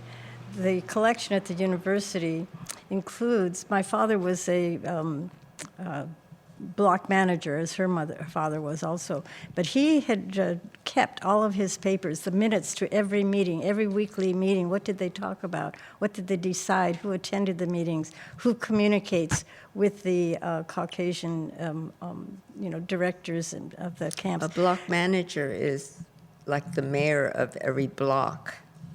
So what a block consisted of 24 barracks. So he would be the mayor of that block, so all the problems came to him. And that was a paid position. Now, my father didn't, when we left camp, we left with nothing. Yeah. Her family came back with a lot of memorabilia from the camp. My father was also he was a writer. Yeah. He was a trained and organized person, is how you present. And my father and mother, my father came out of camp earlier to come back to California to look for a job. But my mother, when we left camp, she left everything behind that had anything to do with camp. Did she just want it to go away? She did not want anything to remember anything about it. So a lot of people brought back a lot of things that are really important parts of history now, but not my mother. They saved like the tags that she talked about. There are people that came back with those, and I know at the museum they have he calls it the Alpha and Omega, because it's the first thing is telling them they're leaving for camp, and the second one is that they're coming out of camp, or maybe it's the railroad tickets or something, but he says it's his Alpha and Omega of the camp experience. But his family saved things like that, where my mother just left everything. And when we moved from camp to camp, it probably was for that reason, because once you left one camp, you couldn't really take a lot of things, so she took what was essential.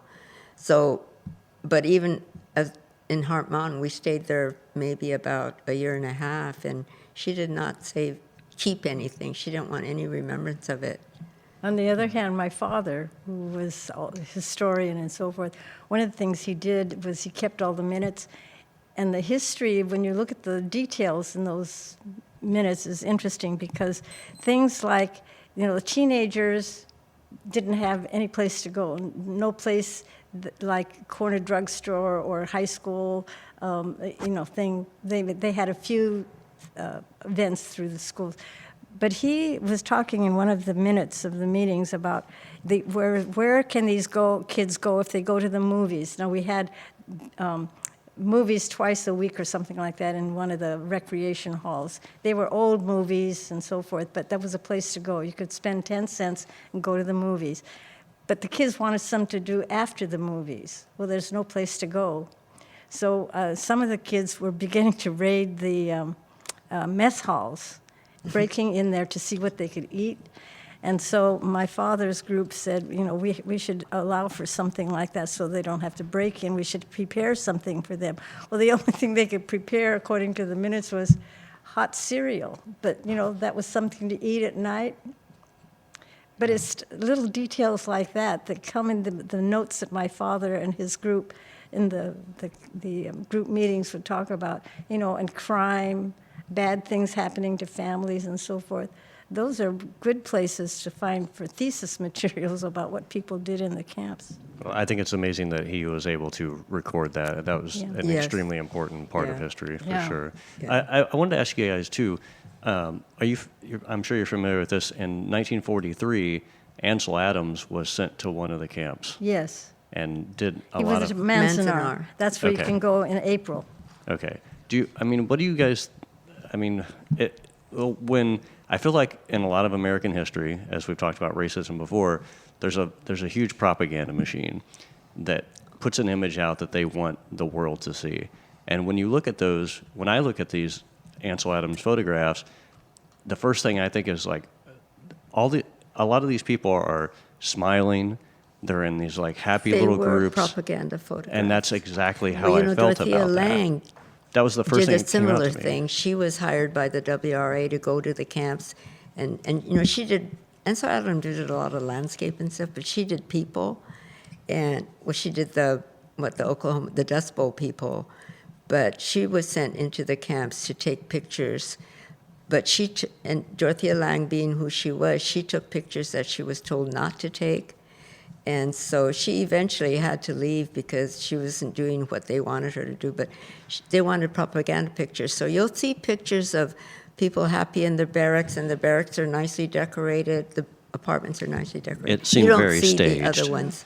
Yeah, it seemed very staged. But they didn't destroy those, apparently. And so with the Freedom of Information Act, I think eventually those pictures got found.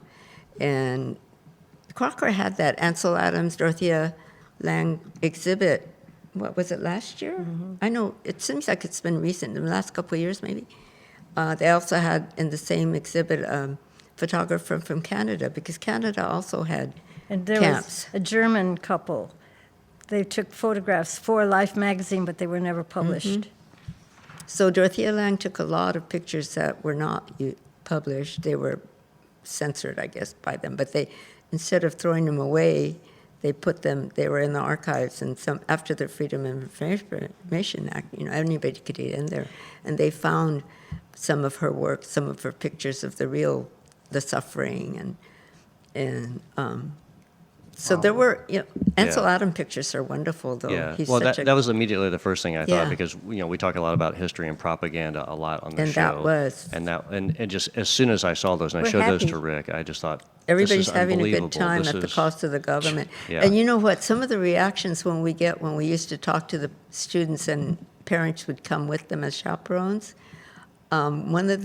she was a grandmother, I think, she said, well, you all got fed, you all got housed, you didn't have to pay for anything, you had a good life.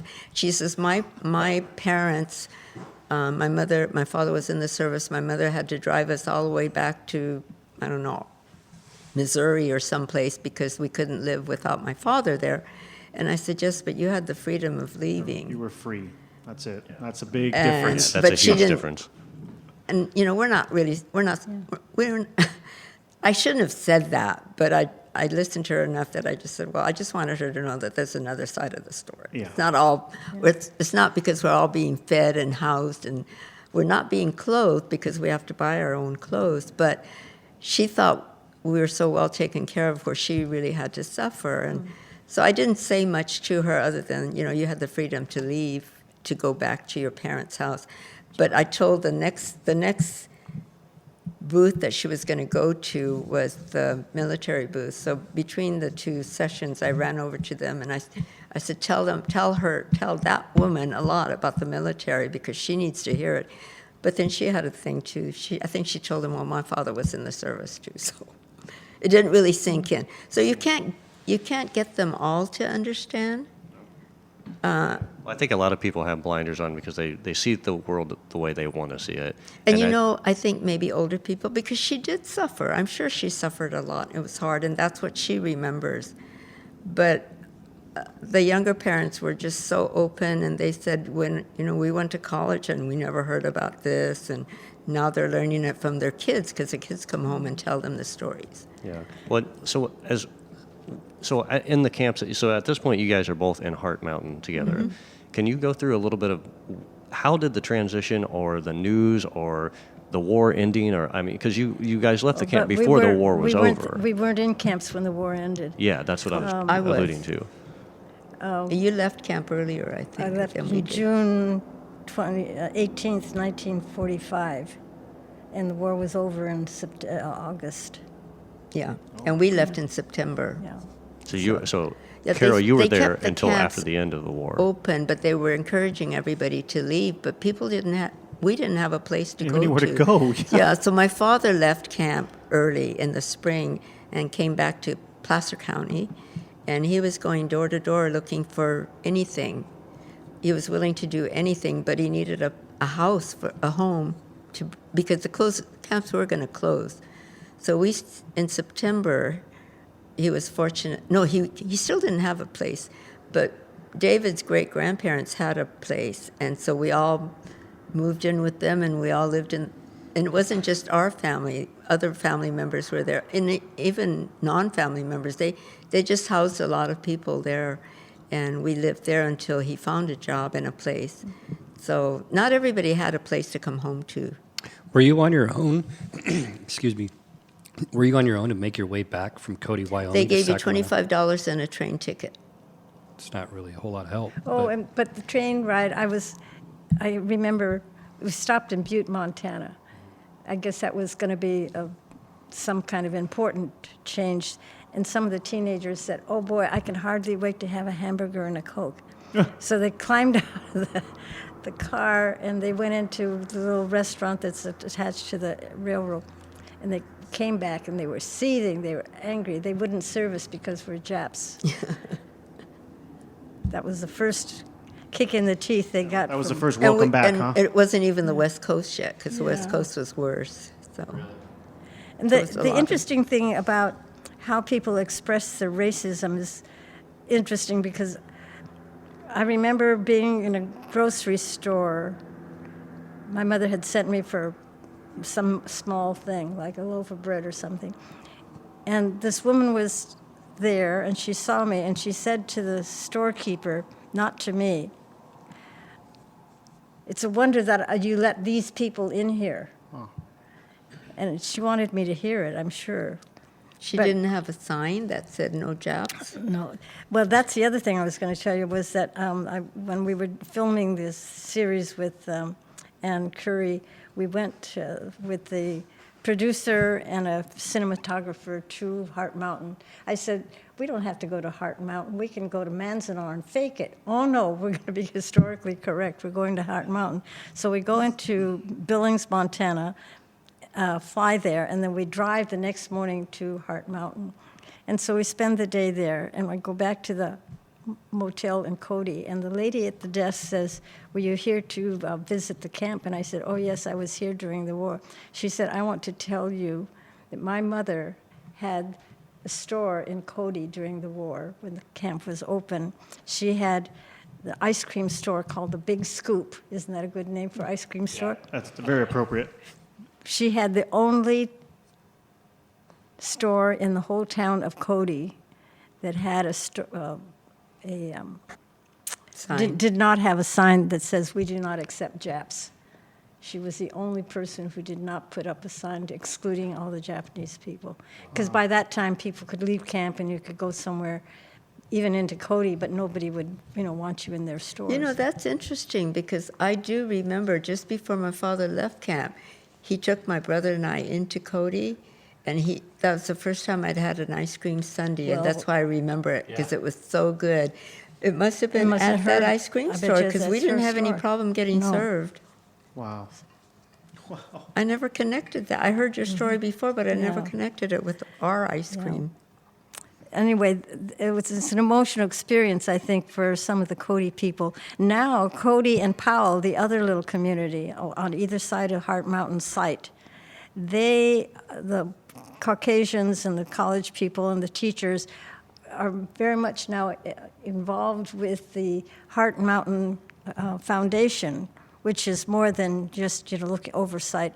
It's an educational thing. It keeps in touch with the internees. It does other things, and they're attracting more and more Caucasians as part of the foundation to do teaching and education.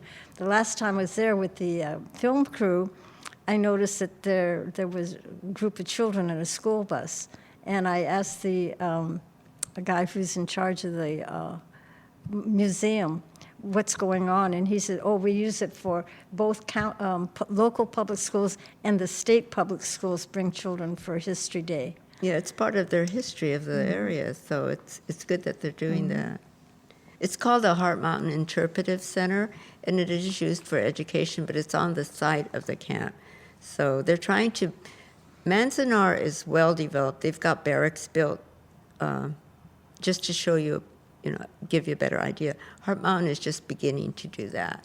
So You mean to reconstruct kind of like a setting to show how it looked? Yeah. Oh, There- I see. yes, You and could buy more a for you educational could buy a purposes. barrack for $50, and when we went around the Heart Mountain, we were shown several places. People had bought part of a barracks and they're using it for an addition to their house, or kitchen, or to their garage for cars and stuff like that. So they're using them in different ways.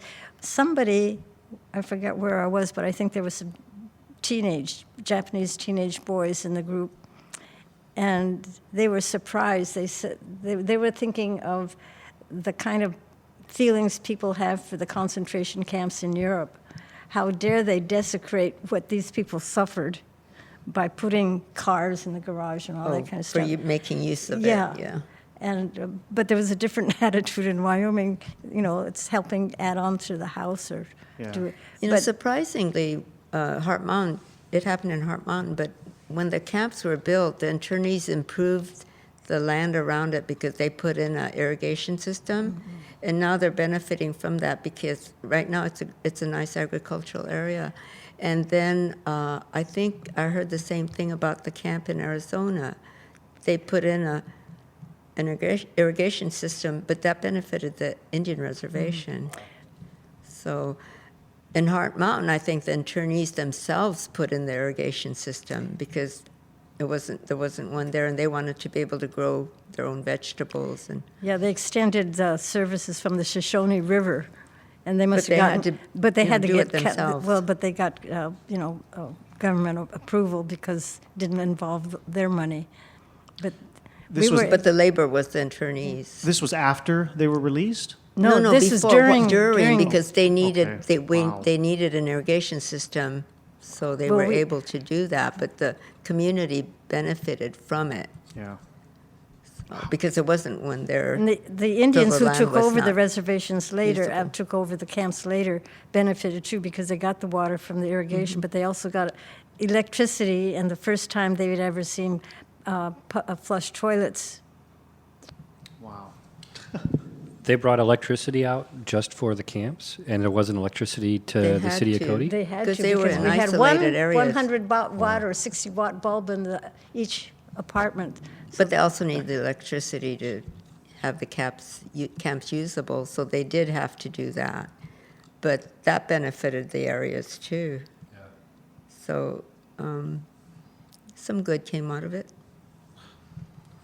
Wow. But the internees themselves really improved wherever they were housed or whatever camp they were in. They improved the land while they were living on it because there were so many of them that didn't have anything to do, so they built beautiful Japanese gardens and with whatever materials they could gather together, which meant that they had to just use the local stones and vegetation. They would. I have to add here that there were orphans that were not part of any family that the military had to account for.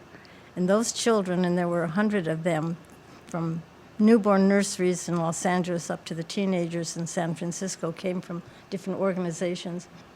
And so these kids were all put together in what was called the Children's Village at Manzanar, and you'll see that area when you go there.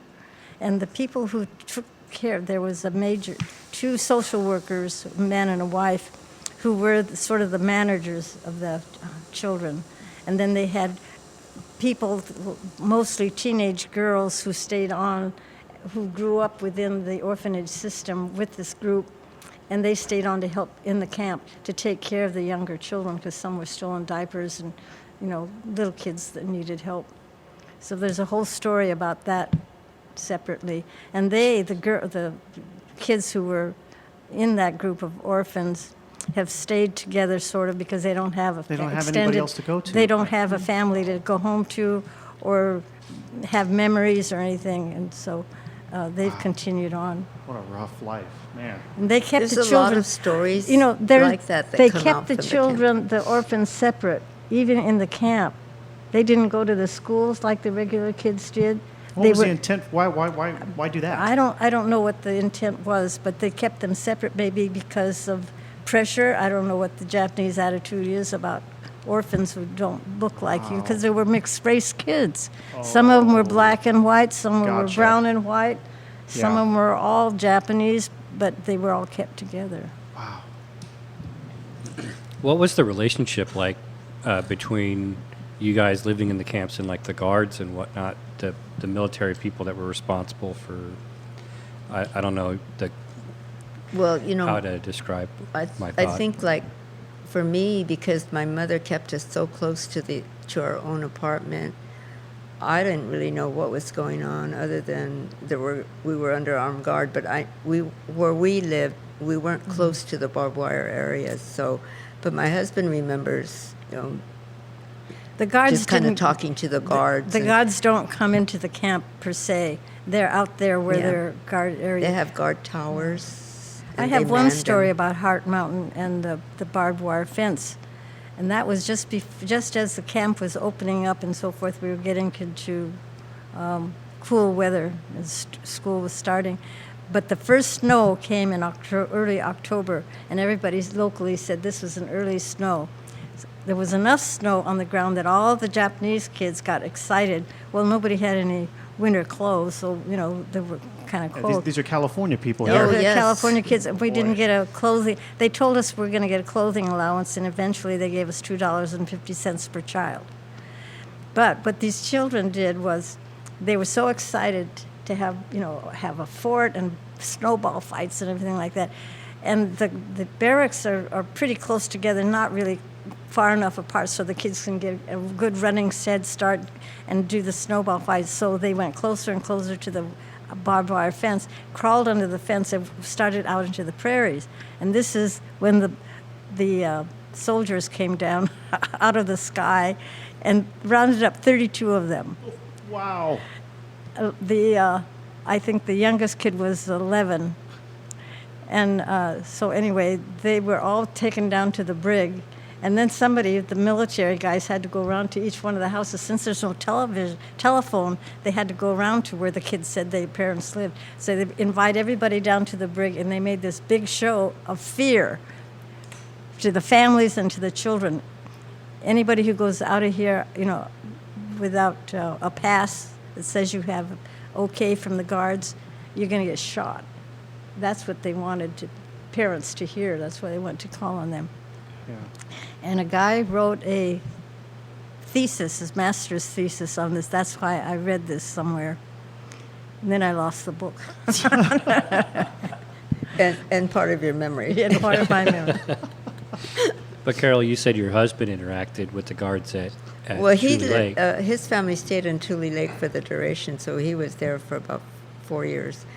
And Tule Lake being the camp that it was, or it ended up to be after segregation, there were a lot of very militant Japanese in that camp, because there were Japanese, Japanese for the most part were very law-abiding, but there was a militant group that was probably considered themselves loyal to Japan, and a lot of them were Japan educated. They were sent from here. They were born here, but they were sent back to get a Japanese education, so they felt more loyal to the emperor. But my understanding from what Ben said was that the militant group were very radical, and they wanted to recruit more people from those that were in camp. But they would have rallies. But every morning they would be out there, and the Japanese are great for exercising, and so they would be out there and they would be doing their exercises and chanting their chants, and I guess they got a little out of control, and the tank. Ben remembers the tanks coming in because they were afraid that they were going to, do Rally. something, Yeah. right, become a larger group. And just to clarify for everyone listening, apparently Carol's husband's name was Ben, so it's not me that said this. Oh, yeah. I'm sorry. No, it's okay. Yes, I should. I forgot. Because the listeners will think, "Wait, Ben said that." No, not me. No, apparently her husband's name was Ben. We found that. He's a little bit older than you, Yeah. too, so you weren't even born yet then. No, very. Yeah. Oh my goodness, they brought the tanks. Ugh. Yes, but and this is all, he was, I would say by then he might have been about 12, and this is what he remembers of that era. But to us that weren't in that camp, we didn't know. But I had heard stories that there was some violence, and it was always this little radical group. But other people, somebody told me they read a novel just recently about the camps, and they talked about the Dragon Society in Tule Lake. Oh. I didn't know if that's what it was called, but there was a radical group. And in the book, I guess it was, I think, it's probably more than the truth in there, but they were very dangerous, apparently. But Ben didn't see them as dangerous. To a 12-year-old, he thought that was pretty neat. Yeah. So yeah. He wasn't. His parents wouldn't allow him to join them, but he thought that was pretty good. But he does remember the tanks coming in because the rally was getting out of hand. One of the things that happened in camp that had something to do with communication and administration of the camp, which is traditionally in Japanese society, the elders are in charge. Like they're the mayors and the guys that run things. In the camps, the government had to make allowance for the fact that the elders, a lot of them did not speak English. So the communication between the executive people of the administration, who were Caucasians, couldn't communicate very well.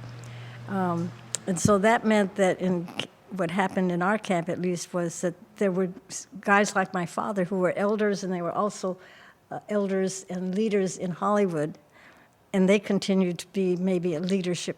But they also had to have the Nisei, the second generation, the sons, who were also like administrators for the camp, who were the ones who did the official communication with the white guys. So that must have been kind of difficult for the Nisei and the Issei, the Japanese who were my parents' age, to give in to what the younger people would want, as opposed to what's good for the community, because the elders were making the decisions. I don't think it was so obvious that there was, there was any friction that meant that only the elders would be in charge, or only the younger people. I think they were able to work it out. The difference came when the issue about who's going to join the military, because now the military was getting very aggressive about getting men to serve, and so they're more likely to come in and ask for younger boys. And the men, the elders, my parents, were not about to make any decisions. My father, I can remember telling these young people, this is your fight, this is your argument, you have to, Yeah. whether you go or not. Thomas, you're going to ask something? Sorry. Go ahead. Were you going to ask something? Go ahead. Well, I was going to. We started a little bit of a conversation about how once you guys started returning and people going back and trying to go back and assimilate to some sort of reality that you had before. I mean, what was that transition like? Obviously, a lot of people went back to nothing. They had nothing That's right. to go to. I mean, what were your experiences and going back to LA from? Yes. Did you go back to LA from there? We went back. My sister, who was 2 years older than I, and I were the only children left. My mother and the three of us came back. My father had come ahead with my oldest sister to open up the house in Los Angeles again. And so it took us 3 days, 3 nights to come home. And when we got here, it was strange. We had been homesick so long that it was kind of overkill. It was hard to adjust to the familiar that was not familiar to us anymore. It was very difficult for my mother because she was still not English speaker. And so, she was really paranoid about a lot of things. Well, there's a lot to be paranoid about. People were pointing at us and calling us names and spitting at us and doing things. So that was not welcoming. But fortunately, we had Reverend Alan Hunter, who came from the church when he learned that we were home. And he welcomed my parents, of course, first, and then made an overture to us younger kids to join his congregational activities with the children. So this is where, and we came home in the summer, so we had the whole summer to get adjusted to a non-Japanese environment. And that was really important for us because people were coming back with Japanese accents. And it took a while for that attitude and language to go away. And a lot of the people were telling us that, when you came back to us, you were speaking like a Japanese person from Japan. So it took a lot of getting used to. That was as a child, so I can imagine what coming back to a house or a new setting and having it not your responsibility because somebody else had taken over your farm or whatever. And some of the people who were renting or letting their farms to white people were not welcome back, and they couldn't get back into their houses. So there was argument, even if you had a place to go, whether you could even take it back. And that was very frightening. Then the whole thing about finding a job if you were a father, like Carol's father. And in our family, we had 2 of us. I was still in elementary school. My older sister was 2 years ahead of me, and she was in junior high school. And all the other kids were older, and they were either in university or military, or they had jobs. But we never got together again from the time we separated in 1942 until 1970 when my mother died. So that's what happened to our family. Out of 8, 3 of you guys came back. 3 of the children came back. Yeah. Wow. Because they were still children. Yeah. But the adult children were all gone another direction. Yeah, but it completely, I don't want to say dismantled, but it definitely changed the course of It your did, family. yeah, a lot of that's- families. wow. And it happened to the older families, the ones with the older children, not so much like my family. We were all still an intact family through the whole experience. But we did come back to my father not having a job or a place to live. We were fortunate in that we had family in the area, so it wasn't that we were going to be homeless. So we always knew that there would be somebody to live with, but 5 that's a pretty big group of people to have to put up for very long. Yep. But David's grandparents were my uncle and aunt, but they just housed whatever. They had a big house, and they took people in as much as they could once they were able to get the house back, because their tenant wasn't able to leave right away. So we were all living in the outer buildings, like the packing sheds, and which would be like a barn. Yeah. So, but we did have a place to go. But I know there were others that came out with nothing. They didn't know where they were going to go, and I can't imagine. In the country, people in the country pretty much help each other. So the Japanese community in Placer County was large enough that Ben's family, for instance, they owned a boarding house prior to going to camp. So the government contacted them and asked them if they could use the boarding house as a hostel for the families coming back. So in some cases, the government did try to find housing with churches, so they'd ask them to use their facilities for hostels. So, but I'm sure there were a lot of people that came back with no idea what was going to happen. We were lucky. We could have been one of those, except that we had family. But my father didn't have a job. So it was an individual thing, and it depended on the community you were moving back to. But we all moved back to racist communities. I mean, it wasn't all welcoming. Most of us, well, in Reiko's case, this one minister made sure that everybody in the neighborhood was going to be welcoming, but that's unusual. So most of us came back to a hostile environment, and we knew that. So then we come back with an attitude, the younger, like my cousin. Defensive attitude, the sure. one that was drafted and served overseas, he came back in his uniform to make sure that his parents were going to be resettled. And his dad sent him to a hardware store in Auburn to pick up some things that they needed. And he was still in uniform. And he saw a sign in the hardware store that said, "We do not solicit Jap trade." So, and my cousin's kind of hot-headed. And so he said, well, he walked in there and he walked and took the sign off the wall and he shredded it. And as he's leaving the hardware store, he's just throwing the shredded pieces all over. And he says he expected the sheriff to be waiting for him, but he said he wasn't. But he said that he never went back he went all the way from Loomis to Roseville to find the hardware. He wasn't going to go back to that community to shop again. And my father did the same. My father and I went into we eventually settled in Rockland, and we went to get groceries after we had moved in, and we went to the one grocery store in town, and there was a similar sign, but we didn't notice it till we went up to pay. So I asked my father, what should we do? And he says, well, we'll just see. If they take our money, we'll pay for it, and we'll just never come back. And he never did. He would go out of the town to another town to get the groceries because he wasn't going to, even after they took the sign down, he said, I'm not giving them my money. This is super crazy to me to hear these. I mean, for me, this is local, like my backyard, and Rick grew up pretty much in the same area too. So Oh, I mean, okay. it's funny to So hear. you recognize names I know like all these Rockland places. and Oh yeah, I know all Loomis these places. and, Grew yeah. up, in those areas, hanging out in there and whatever. And they're still very, very.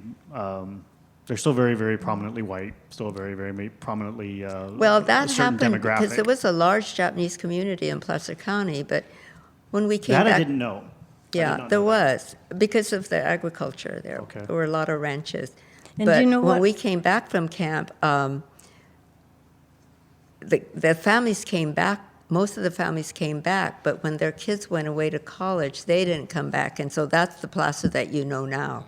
Okay. When we went to Plymouth this past week, I went to UCLA, and we were having a small group of us women and one of us rented out this old farmhouse in Plymouth.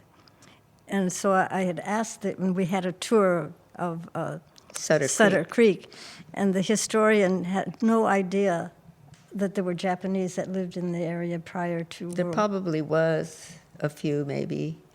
Yeah. When the Japanese community did spread out when they came from Japan, so there were small communities where there might be one or two families. But in Placer, because of the ranches, there was a large population of Japanese before the war. But it's did not changed know a that. lot, and the Placer you know now is primarily white. Yeah. My family had a relatively smooth return, and that was because of where our housing was, our community relationships and so forth. When my father and my older sister came back to open up the house in the spring of '45, what he did was, Reverend Hunter was, again, aware that a lot of people coming, so he met with my sister and my father and invited them to, share information and so forth. And what he did, Reverend Hunter did, was he formed a consortium of ministers in Hollywood and other churches. And then he set up not a food bank, but a work bank. Where can you get work for any kind of stuff, painting, gardening, cleaning, all that kind of stuff. And so that when the Japanese started coming back, there was at least a seminal place that you could go to say, is there anything that I can do, and so forth. And then the community, of course, were not as racist as some of us because of Reverend Hunter. So And then as people came back, life came back. When I came back in June of 1945, and out of courtesy, my sister and I decided we'll go to church, the big church, not Sunday school, but the church. I was amazed. This was the first church that I had ever seen that there were so many people of different races, a significant black population. There were Chinese, there were other Japanese, white people, Spanish speakers, and so forth. And so we affiliated immediately with that group of people, and that attitude, was what helped us get back into the community again, even though there was still a lot of active racism going on. So it was more comfortable than a lot of the come back home stories that I hear my own Japanese friends telling us. It depended on the community you were coming back to. Some were welcomed and some were not. For the most part, I think at first they weren't, but the transition was easier for some people depending on what community they returned to. Wow. In your experience, did it take many years or decades for that kind of animosity towards you guys to dwindle or go away? Well, where I lived in Rockland, I didn't experience any animosity in school. But when I first came back, because we didn't have a place yet, I went to school for a couple months in Loomis, and that's where I did encounter some. But it wasn't everybody, because I was told by this one student to go back to Japan, and that I don't belong there. And then I had two classmates that, Caucasian classmates that immediately, I didn't say anything, but because my mother had sent me to school saying, don't argue with anybody. It's going to be difficult. You just don't let them get to you. So I wasn't going to tell the teacher and tattle on him. But the two girls did, the two Caucasian girls did, so he got in trouble. But that was the only problem I had in Loomis. But in Rockland, I was just welcomed, because I think it's because there was diversity in Rockland in that there were Hispanics and there were a lot of what they called at that time Okies from the Dust Bowl. Yeah, so from they were Oklahoma considered different themselves. So they had gone through a lot of prejudice themselves. Although they were Caucasians, they were considered a different group of people. So because of the makeup of the town, I think my brothers and I were the only Japanese there in that school. Rockland only had one school at that time. And so we didn't have the same experience that other kids did that I've talked to since. So it depended on where you resettled. Yeah. How long did it take before the signs in the shops went away saying that they weren't going to? I don't know about that particular shop, because that's the only one, and we never went back to it. But I would say maybe within a year in most communities that were small like that, the attitudes changed. But, it depended on the size of the Japanese population, too, that I think people were more threatened when large groups came back at the same time. And so I would say in those communities, it probably lasted longer. Yeah.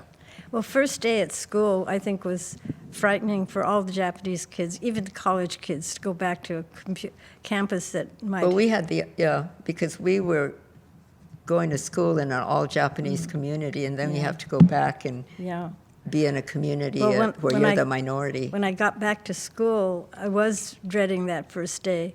And getting from the street gate into the asphalt playground, I was really very nervous.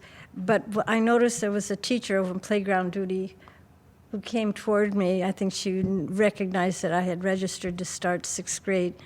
And so she came forward and she smiled and she said, "Call me by name, welcome back, Rachel, we missed you." And she had a bunch of kids around her. And the first little girl to come and take my hand in friendship was Mary Frances.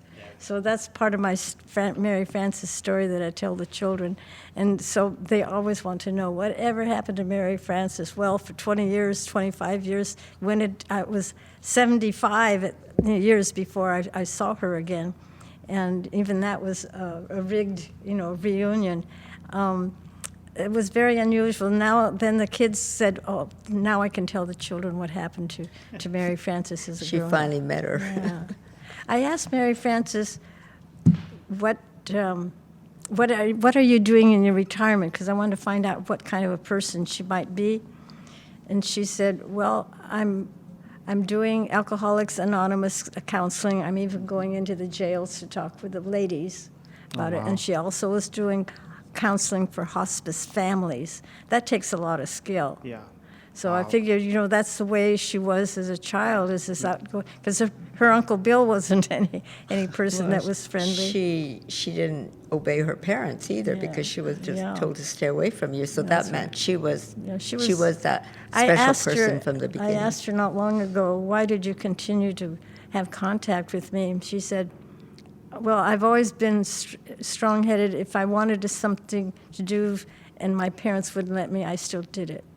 So that was the way she was. Sounds like somebody who knew right from wrong and at an Yeah. early age and definitely implemented that in the rest of her Yeah. life if she Yeah, went on which to is do that kind of unusual stuff. because most parents, the children are reflective of their That's right. parents, but That's right. in her case, she was not. Yeah. Carol, I love romantic stories, and I'm very curious. You said you didn't, you and your husband weren't in the same camp. How did you, so I assumed you well, met there. I mean, we were, no. How did no. you meet You know, him? it's funny because everybody assumes that when you're in one camp, everybody meets everybody, but Yeah, the no, of camps are course you're so not. so Yeah. large. But, I mean, when I left camp, I was, 12, 13? No, let's see. Yeah, Yeah, I was about 12, 11. I guess. 11? I was 11. Okay, and Ben was 2 years older, so 13. So we didn't meet until way after we left But how camp. did you find somebody who happened to be in both Japanese go through the same concentration camp situation? Like, what happened? How did? Oh, well, the Japanese community in rural areas, even if you don't live in the same community, you still are a close community. Just because. So was he from the Sacramento area then? Yeah, originally? he was from Penryn. Oh, okay. Yeah, so we met. Okay, gotcha. We met eventually. We went to different high schools, but Okay. because the community stays close together, in those days there were still, a lot of kids still living within the Placer community. So that's how I'm. But no, David's grandparents met in camp and got married in camp, and his mother was born in camp. So there were connections made in camp. Depended on your age group. Yeah. And it was, I think, especially for the teenagers, it gave an opportunity to meet a lot more people than they probably would have living outside, I see. meet their own kind of people. Yeah. Since we kind of circled back again, I want to give another plug for the Japanese American Archival Collection at Cal State. Absolutely. So it just celebrated its 25th year on the campus, and it really has developed a great deal. So if anybody is writing papers or doing stories and so forth, that's an Good excellent source place. of research. They cover everything primarily in the Sacramento area, but it's a general thing too. And we have visitors coming as far as Japan to come and to see because they want to know about what happened during internment. They don't know in Japan what we went through. And I remember early on when I guess the war must have just started, my parents received a Red Cross telegram from my parents' families in Japan. They were very concerned about us, and so we were able to return that again through Red Cross. So there was a way that we could let the people in Japan know that America was treating us okay. That was a hard time for the old folks, the parents who came from Japan, because they felt guilty and so forth, even though they had nothing to do with the war. That was where they were born, and that's the country that we're fighting and so forth. And the other story I wanted to tell you but before we leave is there was a story about a Japanese-American soldier. His name was, what's his name? Inoue. Oh, Daniel, the senator from Hawaii. Yeah. When he was in the war, he was in the 442nd Regimental Combat Team, and he got out of Germany and Italy. And after the war, he was getting ready to go back to Hawaii to meet his parents. That's where he's from. So he gets to California again, coming from New York after Europe. And he gets himself all spiffed up, and he gets going to San Francisco to go to Hawaii. And on the way there, he stops at a barber shop. And he goes in, he doesn't have one arm, he's got his full dress uniform on, he's got all of his buttons and all that salad on him. He goes in and asks for a haircut, and he was refused. And so he asked, "Why won't you cut my hair?" And the guy says, "We don't cut Jap hair." When we tell that story, it's very hard for the children. They get very defensive about this. Why wouldn't he cut his hair? Well, that after all he fought for, he lost his arm. The kids really take all this personally. Yeah. But that's the way people were thinking those days. You had plugged earlier the university. I wanted you to mention too about the permanent exhibit at the California State Museum on. If you're ever in Sacramento, 10th and O, there's a really cool museum there. I walk past it every day of my life, and I still haven't been in it, so I feel kind of guilty saying you should visit it if you're in the area. Yeah. But You're going to, right? I am going to now. Now I have a much more personal reason to go in there. You might even go with a 5th grade class. You could get in. No, for you don't free. want to do that. I was going to say I would try to avoid when the Don't kids are go in there. between February and April, because there are a lot of groups there, and then you really can't get through the museum and No, really I see them when they enjoy flood it. in there. It's like, Yeah. wow, you can barely move in that Yeah, thing, let exactly. alone. So yes. you want to go before that period. Gotcha. Yeah. So if you're in Sacramento, that's definitely one to check out as well. You're gonna ask something, Rick? Go ahead. Yeah, Ben had alluded to the reconnection story. How did you guys reconnect after many years? We were Because in you the 5th friends. grade together. Right. And I think we had addresses of each other Okay. for a while. Mine was going to be kind of permanent because I went back to the house that I was born in and so forth. And so eventually, we got to be pen pals from 6th grade until To high school. after high school and everything. Then we went our own ways, and then we reconnected when we were adults, maybe so about 30, 40 years later. We reconnected because I happened to hear that there was a Reiko Nagumo on the registry of some state registry. She was a state employee, and I was too. So I thought that name is not a common name. So I got the phone number, and I called her and found her. It was her. Very cool. So then we've been friends again ever since, but as adults. Yeah. So we had gone our separate ways. And the interesting thing that we were able to do as a group, 5th graders, was we had a teacher who was willing to continue penmanship with us. And so we would hear from her separately. And she had a couple of marriages and had kids and so forth. And she eventually died a few years ago. But we had a reunion a few months ago with her son, who came out to California and came to Sacramento and visited us. Oh, But wow. she also came out because Yeah. I had kept up my connection with her, so I knew that where she was, but I didn't know where Reiko was. But so she did come to Sacramento once, and there was another Sacramento person who was in our class. So she and I met with her, and we had a little mini reunion, and then she came back, and so we kept in touch with her even more. She And used to then stay she came with back me. again, but by then I found out that Reiko lived in Sacramento, so we made sure that we were all there together.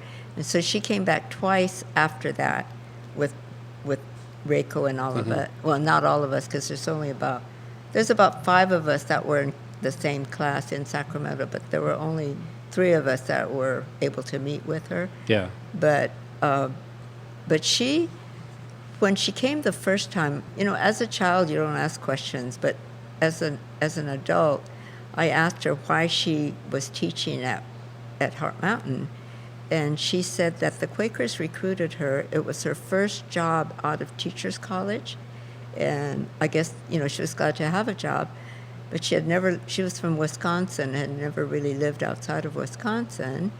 And I don't know Wisconsin, but I imagine it's pretty white. So she said she came into the camp and realized she was going to have a classroom of all Japanese students. She had never seen a Japanese face, let alone pronounce a Japanese name. Yeah. Oh, wow. So she said it was her first teaching job, plus she was in a whole new environment, living in a camp. They lived in camp, but they were provided better accommodations than we were. But they were living on the site. But she said it was a scary experience. She was very young yet, and but she kept in touch with us and until she died. But she was, yeah, she said she was recruited by the Quakers. Yeah, she stayed with me when she would come to Sacramento because she was a wife of a sometimes minister, and so I knew that they didn't have a whole lot of money. But she was a very giving person. She was very quiet, and so forth. That takes a lot of courage and at the archives there are oral histories, and several of them are of teachers. Mostly are teachers who are in high school, and why they went and what their curriculum was when they got to high school. In Heart Mountain, they eventually built a separate high school. It's a very nice, it's a separate high school. The elementary schools were in the barracks that were the same kind of barracks that we lived in, and the rooms that we lived in were the size of the classroom, so you can imagine how crammed we were. Right. And But it was a real school. Yeah. Where in Arkansas we didn't have we didn't have desks or anything. Just like sat in a circle. But we had school. We had school, but we didn't have a regular. We didn't consider them classrooms because we sat on benches. Yeah. But Heart Mountain was really well. Their educational system in Heart Mountain was very good. yeah, I think I found out when I came back to school that I was appropriately prepared to go into sixth grade with what I had learned in Heart Mountain, and I, in fact, probably was ahead in some ways. Yeah. Nice. Oh, that's really nice, actually. I wouldn't have expected that. That's really good. It wasn't true when we first went to camp. There wasn't school right away. And I remember in Tule Lake, I think our school was some internee who had teaching credentials, and I remember sitting under a tree, and that was our classroom, I guess, because I don't remember going into a classroom. But eventually, as the camps got more developed and the internees got more settled, and the government did provide schools, but like Rico said, the elementary schools are mostly in the barracks. Wow. But we did get an education. Was there ever an official like apology or reconciliation for? From the president, yes. Yeah. How long did it take? Yeah, in the 70s, there was a movement among the Japanese Americans that included California to get redress, which was apology or an explanation from the government or the president about camp, and then About evacuation. whether we would get reparation, which was another thing. That was the first time. When I hear about reparation now for either black people or the Native Americans, there's no reference to the fact that we set the initial goal of achieving reparation after internment, which we were to receive $20,000 for each of the people who were interned. But they had to be living at the time. Well, so yeah. the ones that suffered the most never saw that apology or received the reparation. Because it would be by then, a lot of the seniors who parents. had suffered the most were gone. Yeah. So that was kind of sad. We benefited from it, but not them. But I'm really surprised that nobody has referred, because then they say, see, the Japs got theirs, we're going to get ours. And how now people who are not black are going to come out of the closet to say that they need to have reparation money. I'm surprised nobody said that either. That's a valid point. It was hard. It wasn't an easy thing. The community, and at the time too, we finally had some representation in Congress, so that was helpful. Like Robert Matsui and Daniel. Well, the committee who worked on this came up with the reasons for internment, and one was wartime hysteria, of course, but there was racism in their poor political leadership. So, there are lots of reasons that you could say that why we went. But all this came out in the letter that came from President Reagan or whoever president was when I think you got a letter. my letter of apology was signed by George Bush. Yeah. It took a while to get all the reparation. George Bush. Wow. We just spanned like how many? That's like 4 But decades but later. some had Reagan signature on it, some of the letters. Mine But it still- is a letter of Late 80s. apology saying that a wrong had been done. Wow. And you know, some of the people, my parents kept the money, but some people, I think it was very few, but I heard that there's some that sent the check back. They just wanted the letter, the apology. So, but my parents needed the money, so they kept it. But the apology was it. You know, it was we were wronged, and they finally said it was wrong, that it shouldn't have happened. It was Official. unconstitutional. That was Absolutely. what the Yeah, two that's boys from California, Cody. are the two Japanese Boy Scouts got together on. Oh, that Ellen passed. Simpson and Norma Mineta, they were strong in supporting it. I think it's very unfortunate that they don't discuss this in like regular education. I didn't hear about it until I had taken a specific California. You know, there's a history lot in of college. books out there, and people are beginning to read them now, Mm-hmm. which is kind of late. It's after the fact, but it's still important for them to know that it did happen, and that's why we still do these programs, because we don't want it to happen again, Right. Yeah. and so we're starting with the little kids, the young kids. Good. And I think it's part of California history or something. Yeah, because we absolutely. address the fifth graders. Yeah, especially. But we do, there are other groups But see, older groups that's that come. Sacramento area and the Yeah, school it board is. here. We're unique in that we have this program. Got it. Because most history classes, even at the university level, don't refer to it, or if they do, it's just a title. It's not in the Yeah. textbooks, as far as I know. Yeah, it's very, very brief. Yeah. Yes, it would be a mention it, but it doesn't go into detail, so. You know, I was doing graduate work at Berkeley for a while, and I was taking a sociology class, sociology of something, minorities or something like that. Anyway, we had to write a paper. We had to go talk to the professor about what you're going to write about. So I went and I said, I don't know what to write about. So he looks at me and he says, why don't you write about internment? Now, this was in the 60s. And that was a very painful experience because I went to the Bancroft Library, which had probably the best collection. Going through initial documents and so forth, it was so painful because I hadn't thought about it.